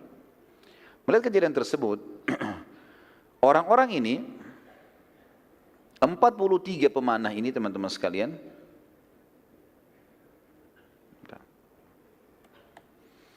mereka melihat tempat itu kosong, mereka bilang, sudah nggak ada musuh, ayo kita turun bantu sahabat saudara-saudara kita untuk ngumpulin ghanimah. Kata Abdullah bin Jubair, ingat pesan Nabi SAW, jangan tinggalkan bukit, menang atau kalah, sampai tunggu instruksi. Tapi gak ada lagi, musuh gak ada. Subhanallah, dari 50 orang, 43 turun. Berkhianat di sini turun mereka. Ya, di sini kita katakan berkhianat teman-teman sekalian, bukan aib untuk para sahabat, tapi untuk individu yang melakukannya. Karena definisi sahabat jauh lebih luas masalah ini. Maka turunlah 43 orang itu, ikut kumpulin ghanimah. Karena sisa 7 orang, saya tadi di awal peperangan ini menceritakan teman-teman ada 200 pasukan kudanya Quraisy sembunyi di sebuah lembah. Tapi 50 pemanah tahu ini, sehingga mereka kalau mau menyerang dipanahin. Mereka tidak berani maju. Satu kali lemparkan 50 anak panah. Mereka cuma 200 orang, bisa habis ini kalau dipanah dengan 3 kali 4 kali panah gitu. Waktu melihat 43 orang ini turun, yang 7 orang ini sibuk nasihatin teman-temannya, jangan turun, jangan turun. Khalid bin Walid gunakan kesempatan, keluar dari lembah. Manuver, dia naik di atas bukit pemanah lalu dibunuh yang 7 orang. Sahabat ini. Waktu dibunuh 7 orang, jangan lupa tadi di kancah peperangan sisa berapa orang? 50. Ditambah dengan 43 orang, 90 orang sekian. Ya. Cuma ini jumlahnya pasukan muslimin, yang lainnya jauh di depan sana. Maka yang terjadi, 200 orang ini membunuh yang 7 orang, kemudian mereka menyerang dari belakang. Dan ini pasukan kuda, ini sama dengan kalau kita tank sekarang. Kuat sekali. Kudanya bisa menyerang, dia bisa menyerang. Lalu Khalid bin Walid menyeranglah pasukan yang 90 itu. Yang ada di depan, dari belakang nih. Begitu mereka menyerang, mereka berhasil sampai ke benderanya orang-orang musyrik. Hamzah, Ali dan Asim ikut dengan 600 itu, menyerang musuh ke depan. Bendera Quraisy sudah dianggap kalah kan di belakang. Tidak berpikir kalau ada pasukan dari belakang. Maka akhirnya bendera kembali dinaikkan. Pada saat dinaikkan bendera dan 90 orang itu kocar kacir semuanya karena kaget diserang dari belakang gitu kan. Ada beberapa yang jadi korban. Maka Khalid bin Walid dan pasukannya meneriakkan yel-yel Quraisy. Sambil angkat bendera dikebar-kebarin, sambil teriak-teriak angkat yel-yelnya. Maka orang-orang Quraisy yang dari jauh, itu rupanya ada yang dengar, saling mengingatkan, ada bendera berdiri, bendera berdiri. Akhirnya pasukan yang sudah jauh kembali. 2000 lebih itu kembali. Dari belakang 200, pasukan muslimin di sini 600 ada di tengah-tengah. 2000 ini kembali nyerang. Gitu kan? Rupanya waktu mendengar yel-yel Quraisy di belakang, pasukan yang 600 muslimin juga balik ke belakang. Ini ada apa ini? Rasulullah ada di belakang ini. Kita harus kembali. Kembalilah 600 orang itu. Itu waktu kembali diceritakan bagaimana kacaunya. Pasukan muslimin kembali. Yang 600 ini yang 90 melarikan diri. Ya, tabrakan dan 200 nyerang dari belakang. Yang 2000 datang dari sana. Jadi sangat luar biasa. Kocar kacir. Sampai ada muslim membunuh muslim yang lain pada saat itu. Kesalahan. Sudah kacau keadaan. Sampai ada yang terbunuh pada saat itu. Di antara kaum muslimin yang terbunuh adalah Yaman. Yaman anak ayahnya Huzaifah bin Yaman. Radhiyallahu anhu majma'in, kata Huzaifah, saat seluruh pasukan sudah kacau, sampai pasukan muslimin saling serang. Sudah tidak tahu musuh ini, karena luar biasa kacaunya. Dan dalam keadaan sangat kacau, sampai-sampai aku menemukan ayahku di antara pasukan yang terserang oleh muslimin sendiri. Dan aku mengatakan, ayahku, wahai muslimin, semoga Allah merahmati kalian. Tapi terlambat. Dan akhirnya Yaman radhiyallahu anhu mati, terbunuh dan dianggap syahid oleh Nabi SAW karena kesalahan. Hudzaifah berkata, semoga Allah memaafkan kalian karena kehilafan ini. Semoga Allah maafkan kalian, ayahku telah kalian bunuh. Seperti itulah. Dalam situasi demikian teman-teman, Nabi SAW segera mengambil keputusan. Beliau SAW berteriak dengan suara keras, kumpullah di sisiku wahai hamba-hamba Allah, aku benar-benar utusan Allah. Namun yang mendengar beberapa orang sempat kumpul, tapi mayoritas pasukan tidak dengar. Dan yang terkumpul di sisi Nabi SAW hanya 9 orang.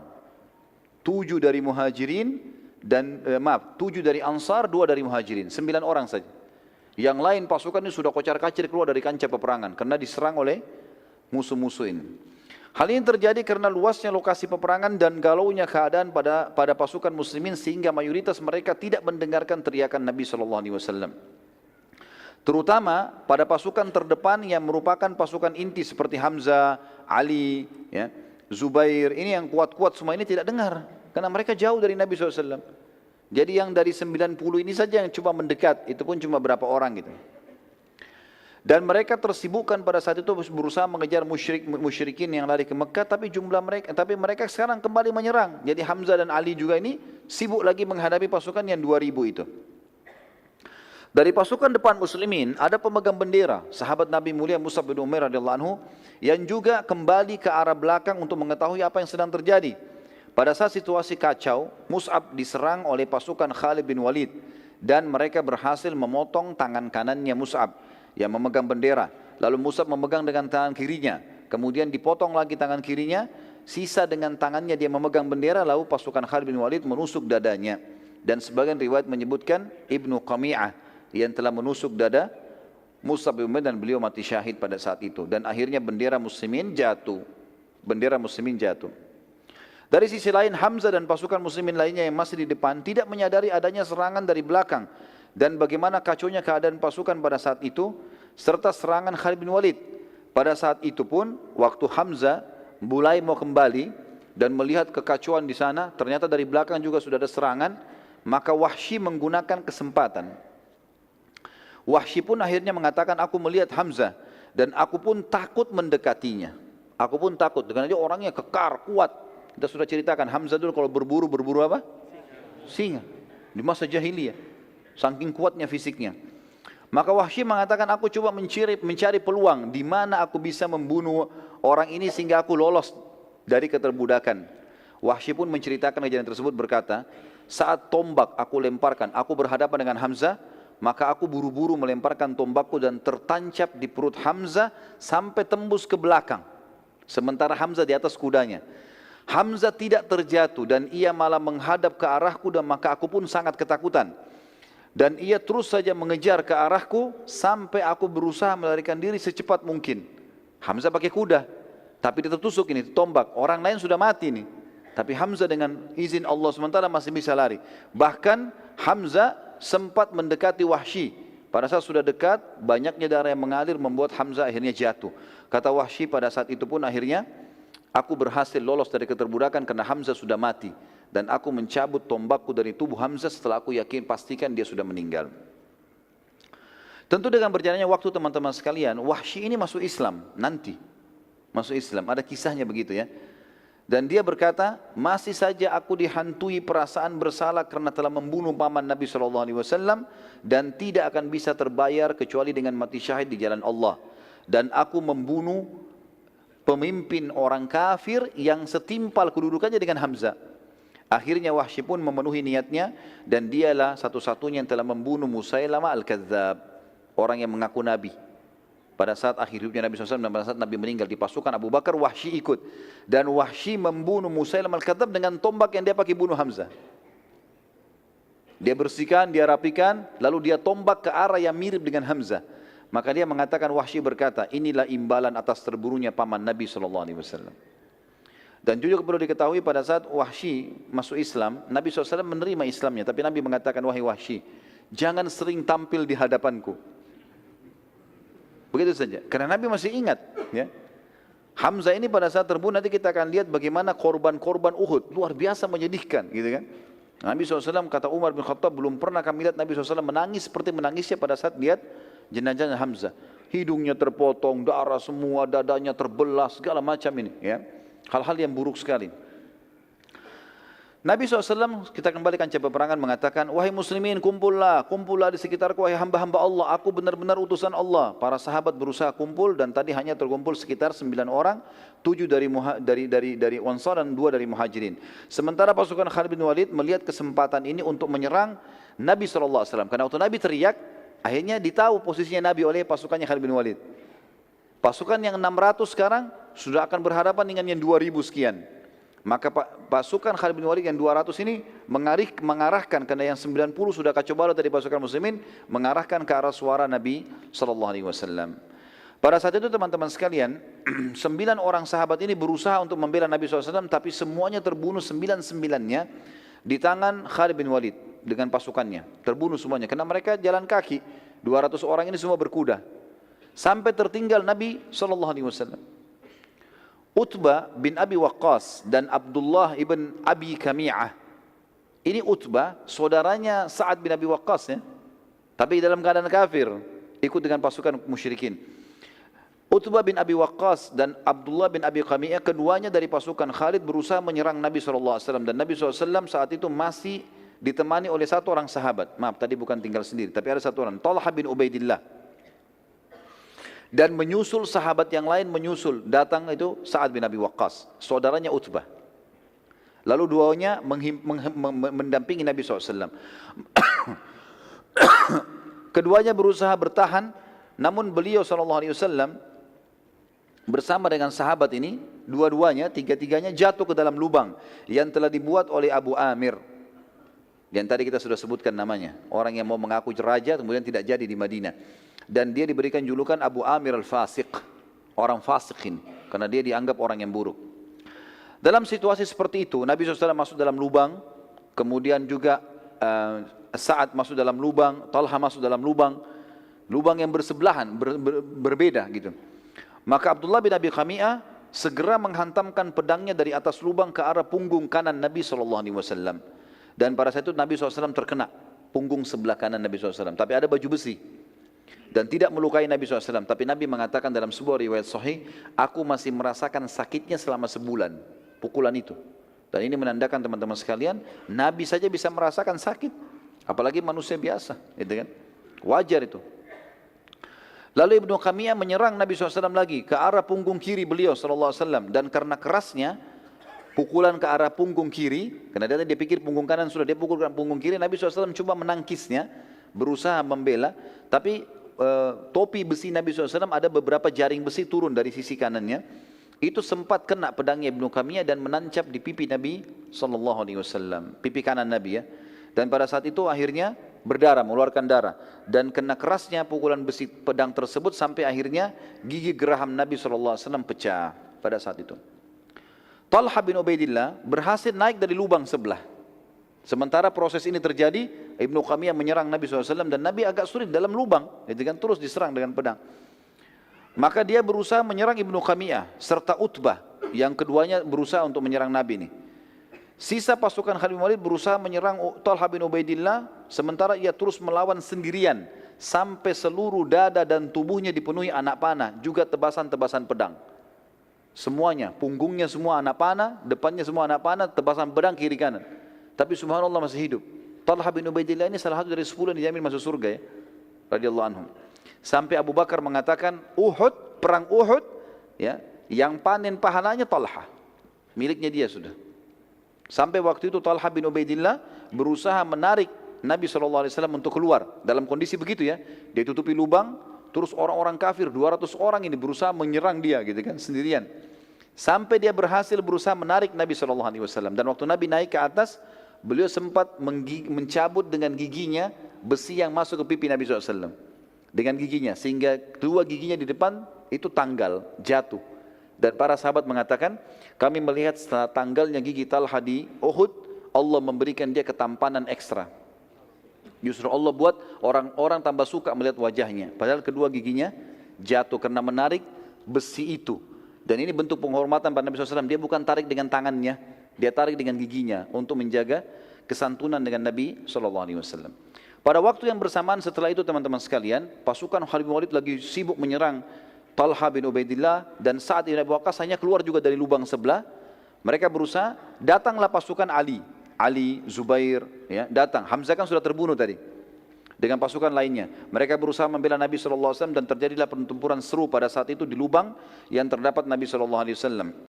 Pada saat waktu yang bersamaan juga datang sahabat Nabi yang mulia yang telah memegang pedang Nabi SAW, namanya Syammah bin Harith atau Abu Dujana tadi. Kemudian berusaha untuk menutupi Nabi SAW dengan tubuhnya, sehingga seluruh tubuhnya dikenai dengan sabetan pedang. Jadi dia berusaha tangkis dari sini, ini yang nyerang 200 orang ini. Sementara yang datang beberapa sahabat ini tidak sampai 10 orang. Ibnu Qamiyah dan sisa pasukan Khalid akhirnya terpukul mundur karena keteguhan sahabat-sahabat ini. Namun Ibnu Qamiyah saat mundur bersamaan dengan waktu itu, sebagian pasukan Khalid bin Walid sedang menebas tangannya Mus'ab. Dan Mus'ab bin Umair wajahnya mirip sekali dengan wajah Nabi sallallahu alaihi wasallam. Maka Ibnu Qami'ah datang, lalu pada saat tangannya Mus'ab sudah putus dua-dua dan dia pegang dengan sisa tangannya bendera, maka Ibnu Qami'ah datang menusuk dadahnya Mus'ab, mati syahid.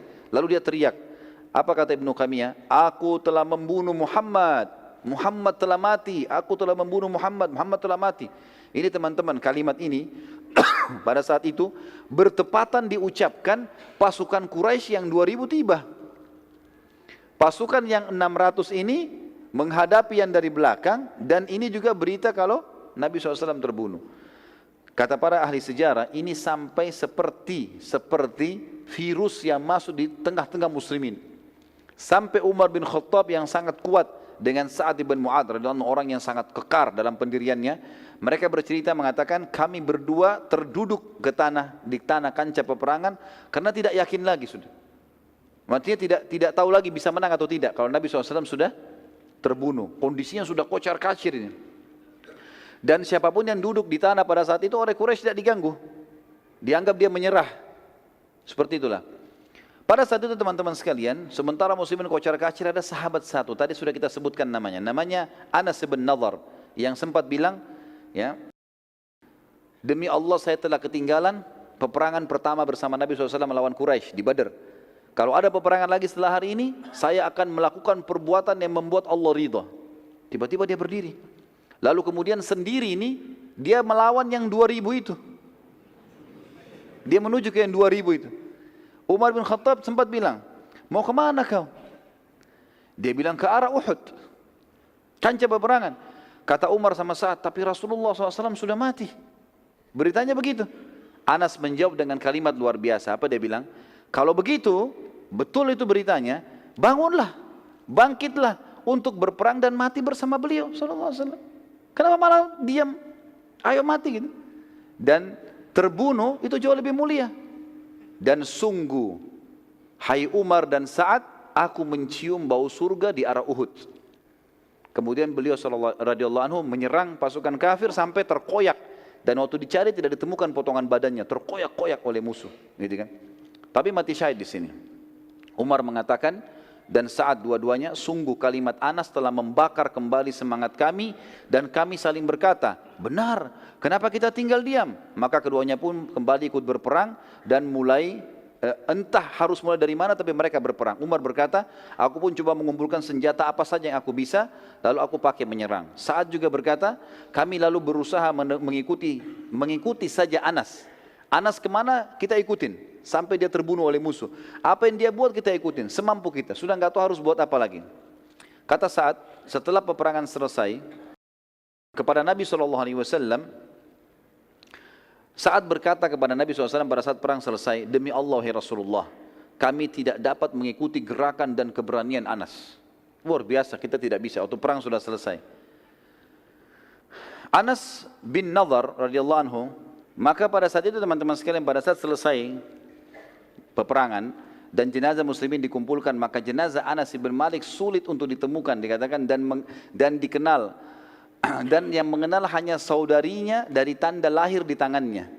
Ada tanda lahir di tangannya. Itu karena pada tubuh Anas ditemukan 83 luka dari anak panah, goresan dan lemparan tombak serta sabetan pedang.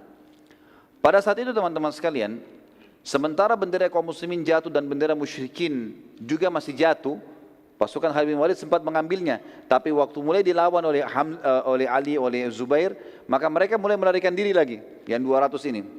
Tiba-tiba saja seorang wanita bernama Amroh dari suku Abduddar, ia mengangkat bendera musyrikin. Melihat bendera musyrik berdiri, maka Abu Sufyan dan sisa pasukan musyrikin pun kemudian berkumpul di sekitar bendera. Dari sisi muslimin, Ali bin Abi Thalib juga kembali mengangkat bendera muslimin, yang akhirnya membuat umumnya muslimin yang masih tersedia di kancah peperangan, mereka berkumpul pada bendera itu. Namun Nabi SAW memerintahkan agar pasukan muslimin mundur ke arah Uhud, menyandar sampai merapat di gunung.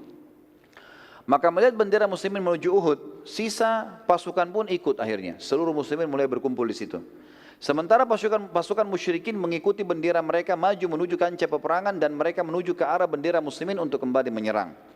Nabi SAW saat melihat mereka menyerang, sementara kekuatan yang terkumpul saat itu bersama Nabi SAW, maksimal waktu itu yang di sekitar Nabi 50 orang.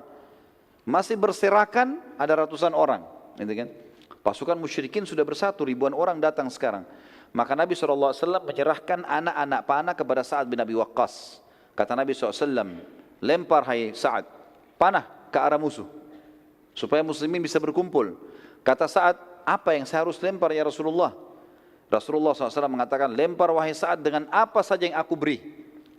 Maka Sa'ad mengatakan, aku pun memanah dengan anak-anak panah yang diberi oleh Nabi SAW. Setiap dikasih diarahkan ke panah.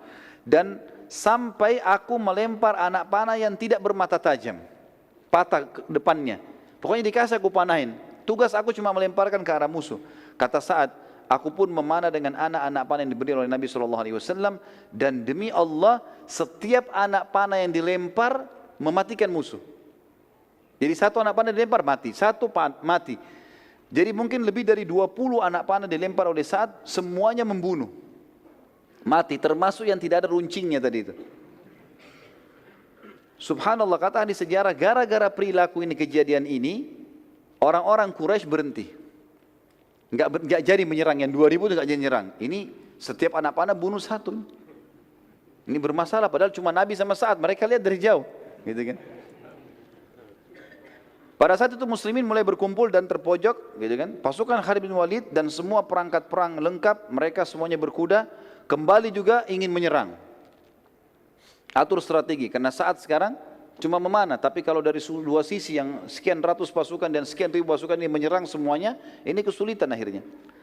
Sa'ad pun berkata, lalu aku memanah ke arah pasukan Khalid bin Walid dan subhanallah, setiap anak panah yang aku panahkan lagi membunuh satu prajurit Khalid. Dari 200 itu terbunuh lagi 10 orang, terbunuh lagi 20 orang. Dengan 5-6 anak panah saja, pasukan Khalid bin Walid berjatuhan satu sama yang lain. Bahkan ada anak panah yang dilemparkan, kena satu dan tembus ke orang yang lain di belakangnya. Melihat kejadian tersebut, Khalid bin Walid berhenti dan khawatir akan serangan Sa'ad. Ini bahaya. Satu orang tapi memberhentikan begini, tentu dengan hikmah Allah. Melihat pasukan Khalid bin Walid berhenti menyerang, maka dari sisi lain pasukan inti Quraisy ada satu orang pimpinannya, namanya Ubay bin Khalaf. Ubay bin Khalaf ini teman-teman sekalian, orang yang pernah sombong sekali di Mekah. Dia pernah memperlihatkan kudanya, yang memang dia prajuritnya Quraisy. Dia pernah lihatkan dan dia mengatakan, hai Muhammad, lihat kuda ini, lihat pedang ini, lihat panah ini, aku akan membunuhmu dengan ini semua. Kata Nabi SAW, aku yang akan membunuhmu dengannya insya Allah. Waktu masih di Mekah ini ceritanya. Rupanya dia lihat ini, dia sudah dengan pakaian perangnya, dia lihat Nabi SAW. Maka dia sudah mengatur strategi untuk menyerang. Melihat kejadian tersebut, Nabi SAW meminta sebuah tombak kepada Ali bin Abi Thalib radhiyallahu anhu. Dan kata Ali bin Abi Thalib, demi Allah, Nabi SAW memegang lembing tersebut, mundur ke belakang, kemudian melempar ke arah Ubay bin Khalaf. Pada saat dilempar lembing tersebut, kami semua terlempar. Saking kuatnya lemparan Nabi SAW. Di sekitarnya ada beberapa belas orang, itu terlempar semua. 50 orang tadi terlempar, karena kuatnya lemparan Nabi SAW, kata Ali bin Abi Thalib.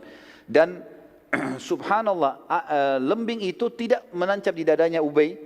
Dia hanya kena di lehernya Ubay itu, antara topi besi dengan baju besinya ada celah. Kena di situ, nyobek itu saja. Garis sedikit, keluar darah sedikit. Begitu kena, lalu Ubay berkata dengan pasukan Quraisy, Muhammad telah membunuhku. Dia bilang gitu. Ketakutan dia. Dan dia jatuh, teriak-teriak, pegang sakit lehernya. Orang-orang Quraisy datang dekat, mereka mengatakan luka, coret sedikit. Dia bilang, demi Allah kalau Muhammad ludahi aku sekarang, aku mati.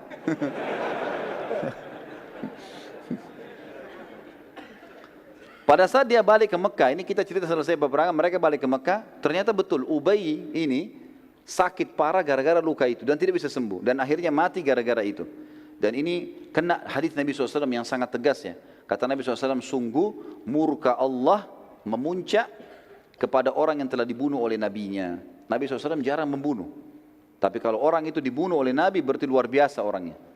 Dan orang ini karena pernah mengancam Nabi SAW di Mekah, maka akhirnya Allah SWT mudahkan dia mati di tangan Nabi SAW. Nabi SAW akhirnya menyuruh pasukan muslimin untuk naik ke atas bukit. Saya percepat saja. Kemudian beliau SAW tidak mampu lagi naik karena letih. Lalu beberapa orang sahabat diantaranya Talha bin Ubaidillah kembali radhiyallahu anhu yang penuh dengan anak panah, yang penuh dengan sabetan pedang. Kemudian tunduk dan membiarkan Nabi SAW menginjak punggung beliau radhiyallahu anhu. Kemudian Nabi SAW pun naik. Kata dia, ya Rasulullah, naiklah. Naiklah wahai Nabi Allah ke atas pundak. Maka naiklah Nabi SAW sampai akhirnya berhasil menaiki bukit atau gunung Uhud itu sendiri. Para sahabat pun naik bersama dengan Nabi SAW, dan pada saat Nabi SAW di atas dan para sahabat sudah naik ke atas, bersembunyi di atas, sempat Uhud goncang, goyang. Maka Nabi SAW menyentakkan kakinya sambil mengatakan, tenanglah hai Uhud, sesungguhnya di atasmu ada seorang Nabi, ada Siddiq, Abu Bakar, dan ada syahidan. Dua orang mati syahid, ada Uthman dan ada Ali, ada Umar dan ada Uthman radhiyallahu ajma'in gitu. Pasukan Quraisy kemudian mendekati sekitar gunung Uhud di tempat para sahabat sembunyi, lalu Abu Sufyan selaku pemimpin pasukan berteriak dengan suara keras mengatakan, apakah masih ada Muhammad di antara kalian? Nabi SAW mengatakan, jangan ada yang jawab. Abu Sufyan tanya lagi, apakah masih ada Abu Bakar di antara kalian? Nabi SAW mengatakan, jangan ada yang jawab. Abu Sufyan tanya lagi yang ketiga kali, apakah ada Umar di antara kalian? Maka Nabi SAW mengatakan, jangan ada yang jawab. Abu Sufyan mengatakan, kalau ketiga orang itu sudah tidak ada, berarti urusan kalian sudah habis. Artinya dia tahu kekuatan muslimin di Nabi, di Abu Bakar dan Umar, gitu, radhiyallahu anhu ajma'in. Umar bin Khattab waktu itu tidak bisa tahan teman-teman sekalian, lalu kemudian dia teriak mengatakan, semoga Allah menghinakanmu, wahai musuh Allah. Mereka semua masih hidup. Dan Abu Sufyan ini tahu suaranya Umar. Maka Abu Sufyan bilang apa? Demi Allah hai Umar, aku lebih percaya kamu daripada Ibnu Qami'ah. Tadi Ibnu Qami'ah siapa? Yang menyebarin isu kalau dia bunuh Nabi SAW kan? Aku telah bunuh Muhammad, kan dia yang sebarin. Kata Abu Sufyan, demi Allah aku lebih percaya kau daripada Ibnu Qami'ah. Berarti betul Nabi SAW masih hidup. Lalu kemudian Abu Sufyan mengatakan, telah menang Hubal, patungnya mereka kan? Kata Nabi SAW, tidakkah kalian jawab? Kata Umar, apa kami jawab ya Rasulullah? Kata Nabi SAW, jawab, katakan, Allah jauh lebih mulia dan terhormat. Maka Umar berkata, Allahu a'az wa akram. Allah itu lebih mulia dan lebih terhormat. Abu Sufyan berkata lagi, kami memiliki Al-Lat dan tidak ada Lat untuk kalian. Lat ini nama patungnya mereka. Umar menjawab, Allah satu-satunya tempat bersandar kami. Abu Sufyan berkata lagi, sungguh inilah imbalan atas kekalahan kami di Badar. Perlu aku ingatkan bahwa pada jenazah-jenazah kalian terdapat mutilasi dan pengerusakan pada jasad mereka yang tidak aku perintahkan dan tidak aku larang. Pasukanku ini ada yang mutilasi loh, ada yang potong-potong tangan, ada yang potong kuping, ada yang potong hidung. Tapi ini tidak aku perintahkan dan aku juga tidak larang karena mereka dendam kejadian di Badar. Umar menjawab, sungguh korban kami pasti masuk surga dan korban kalian masuk neraka. Lalu pasukan Quraisy balik menuju ke arah Mekah teman-teman sekalian, sementara Nabi SAW dan para sahabat sibuk mengurus jenazah mujahidin. Nabi SAW sempat menanyakan beberapa orang sahabat, diantaranya Sa'ad ibn Rabi' radhiyallahu anhu yang ada ditemukan diantara korban muslimin. Dan Nabi SAW berkata kepada para sahabat, carikan untuk saya Sa'ad ibn Rabi'. Para sahabat menyebar, sampai hanya ada seorang sahabat menemukan dia lalu berkata, wahai Sa'ad, Sa'ad lagi penuh dengan darah, lagi sementara mau sakarat, ya. Maka dia mengatakan, wahai Sa'ad, Rasulullah menanyakan tentangmu.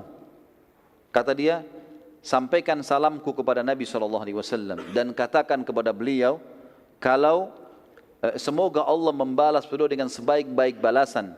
Dan ya, sampaikan kepada beliau, kalau Sa'ad sudah mencium bau surga. Lalu kemudian dia bilang, sampaikanlah kepada sukuku, bahwasanya tidak ada uzur buat kalian meninggalkan Nabi SAW, sementara kalian tahu kebenaran di bawahnya, maka matilah di bawah agamanya. Saat berkata, jadi kalimat ini semua diucapkan, kemudian dia mengatakan, aku mencium bau surga, lalu wafatlah Sa'ad radhiyallahu anhu. Terbunuh kurang lebih 70 orang sahabat Nabi di perang Badar, di perang Uhud, diantaranya Hamzah radhiyallahu anhu. Dan kita tutup teman-teman sekalian dengan kisah mutilasinya Hamzah ini ya. Waktu jenazah Hamzah ditemukan, dan pada saat itu Hindun binti Utbah yang memang dendam dengan Hamzah, dia memanggil Wahsy. Manggil Wahsy kembali, dia mengatakan, belahkan untukku dadahnya, karena aku mau mengambil jantungnya. Beberapa buku sejarah yang mengatakan ini kisah dibenarkan, ada yang mengatakan juga ini tidak dibenarkan, nanti diragukan. Tapi kita ambil pendapat yang mengatakan dibenarkan, maka dibelahlah dada Hamzah. Karena riwayat yang sahih menjelaskan waktu Umar menceritakan nangisnya Nabi SAW melihat jasadnya Hamzah, ini menguatkan itu. Maka dibelahlah dada Hamzah, terjadi mutilasi, bagian hidungnya dipotong, dadanya dibelah, lalu dicabut jantungnya, dan Hindun berusaha memakannya tapi dia tidak mampu karena tidak mungkin makan mentah. Lalu kemudian dia mengatakan, inilah pembalasan karena kau telah membunuh ayahku, pamanku dan saudaraku. Akhirnya Hamzah pun radhiyallahu anhu di situ dibiarkan, digeletakin dan dilumurin dengan darah. Lalu kemudian mereka pun pulang ke Mekah. Allahu a'lam. Ini bahasan tentang perang Uhud tentunya teman-teman sekalian, dan nanti akan kita sampaikan, pertemuan akan datang perang Hamrat Asad. Jadi fase menangnya muslimin sudah kita jelaskan, fase kalahnya muslimin sudah kita jelaskan dan sebabnya. Nanti kita lihat ada fase kemenangan muslimin, dikenal dengan perang Hamrat Asad. Walaupun sebenarnya ini adalah lanjutan perang Uhud. Kenapa dikatakan perang Hamrat Asad? Karena Hamrat Asad nama sebuah tempat di mana Nabi SAW menyerang kembali Quraisy ke situ. Dengan pasukan yang luka-luka ini Nabi nyerang kembali. Nanti akan kita ceritakan pada pertemuan kita yang akan datang insya Allah. Baiklah, mungkin begitu bahasan kita insya Allah. Semoga Allah SWT berkahi majlis kita dan dijadikan sebagai tambahan amal kita pada hari kiamat. Dan semoga saja semua amal yang pernah kita kerjakan, sekecil sampai sebesar apapun, sampai menjelang ajal datang nanti diterima dengan kemahamurahannya. Dan semoga semua dosa yang pernah kita kerjakan sampai juga menjelang ajal datang dibanti dengan kemahamurahannya menjadi pahala. Dan kita berdoa agar Indonesia diberikan kemakmuran, ketentraman, kedamaian, dan seluruh muslimin agar kembali kepada Al-Quran dan Sunnah, dan Allah karunia pemimpin-pemimpin yang adil juga kembali kepada Al-Quran dan Sunnah, dan semoga Indonesia menjadi contoh bagi negara-negara yang lain.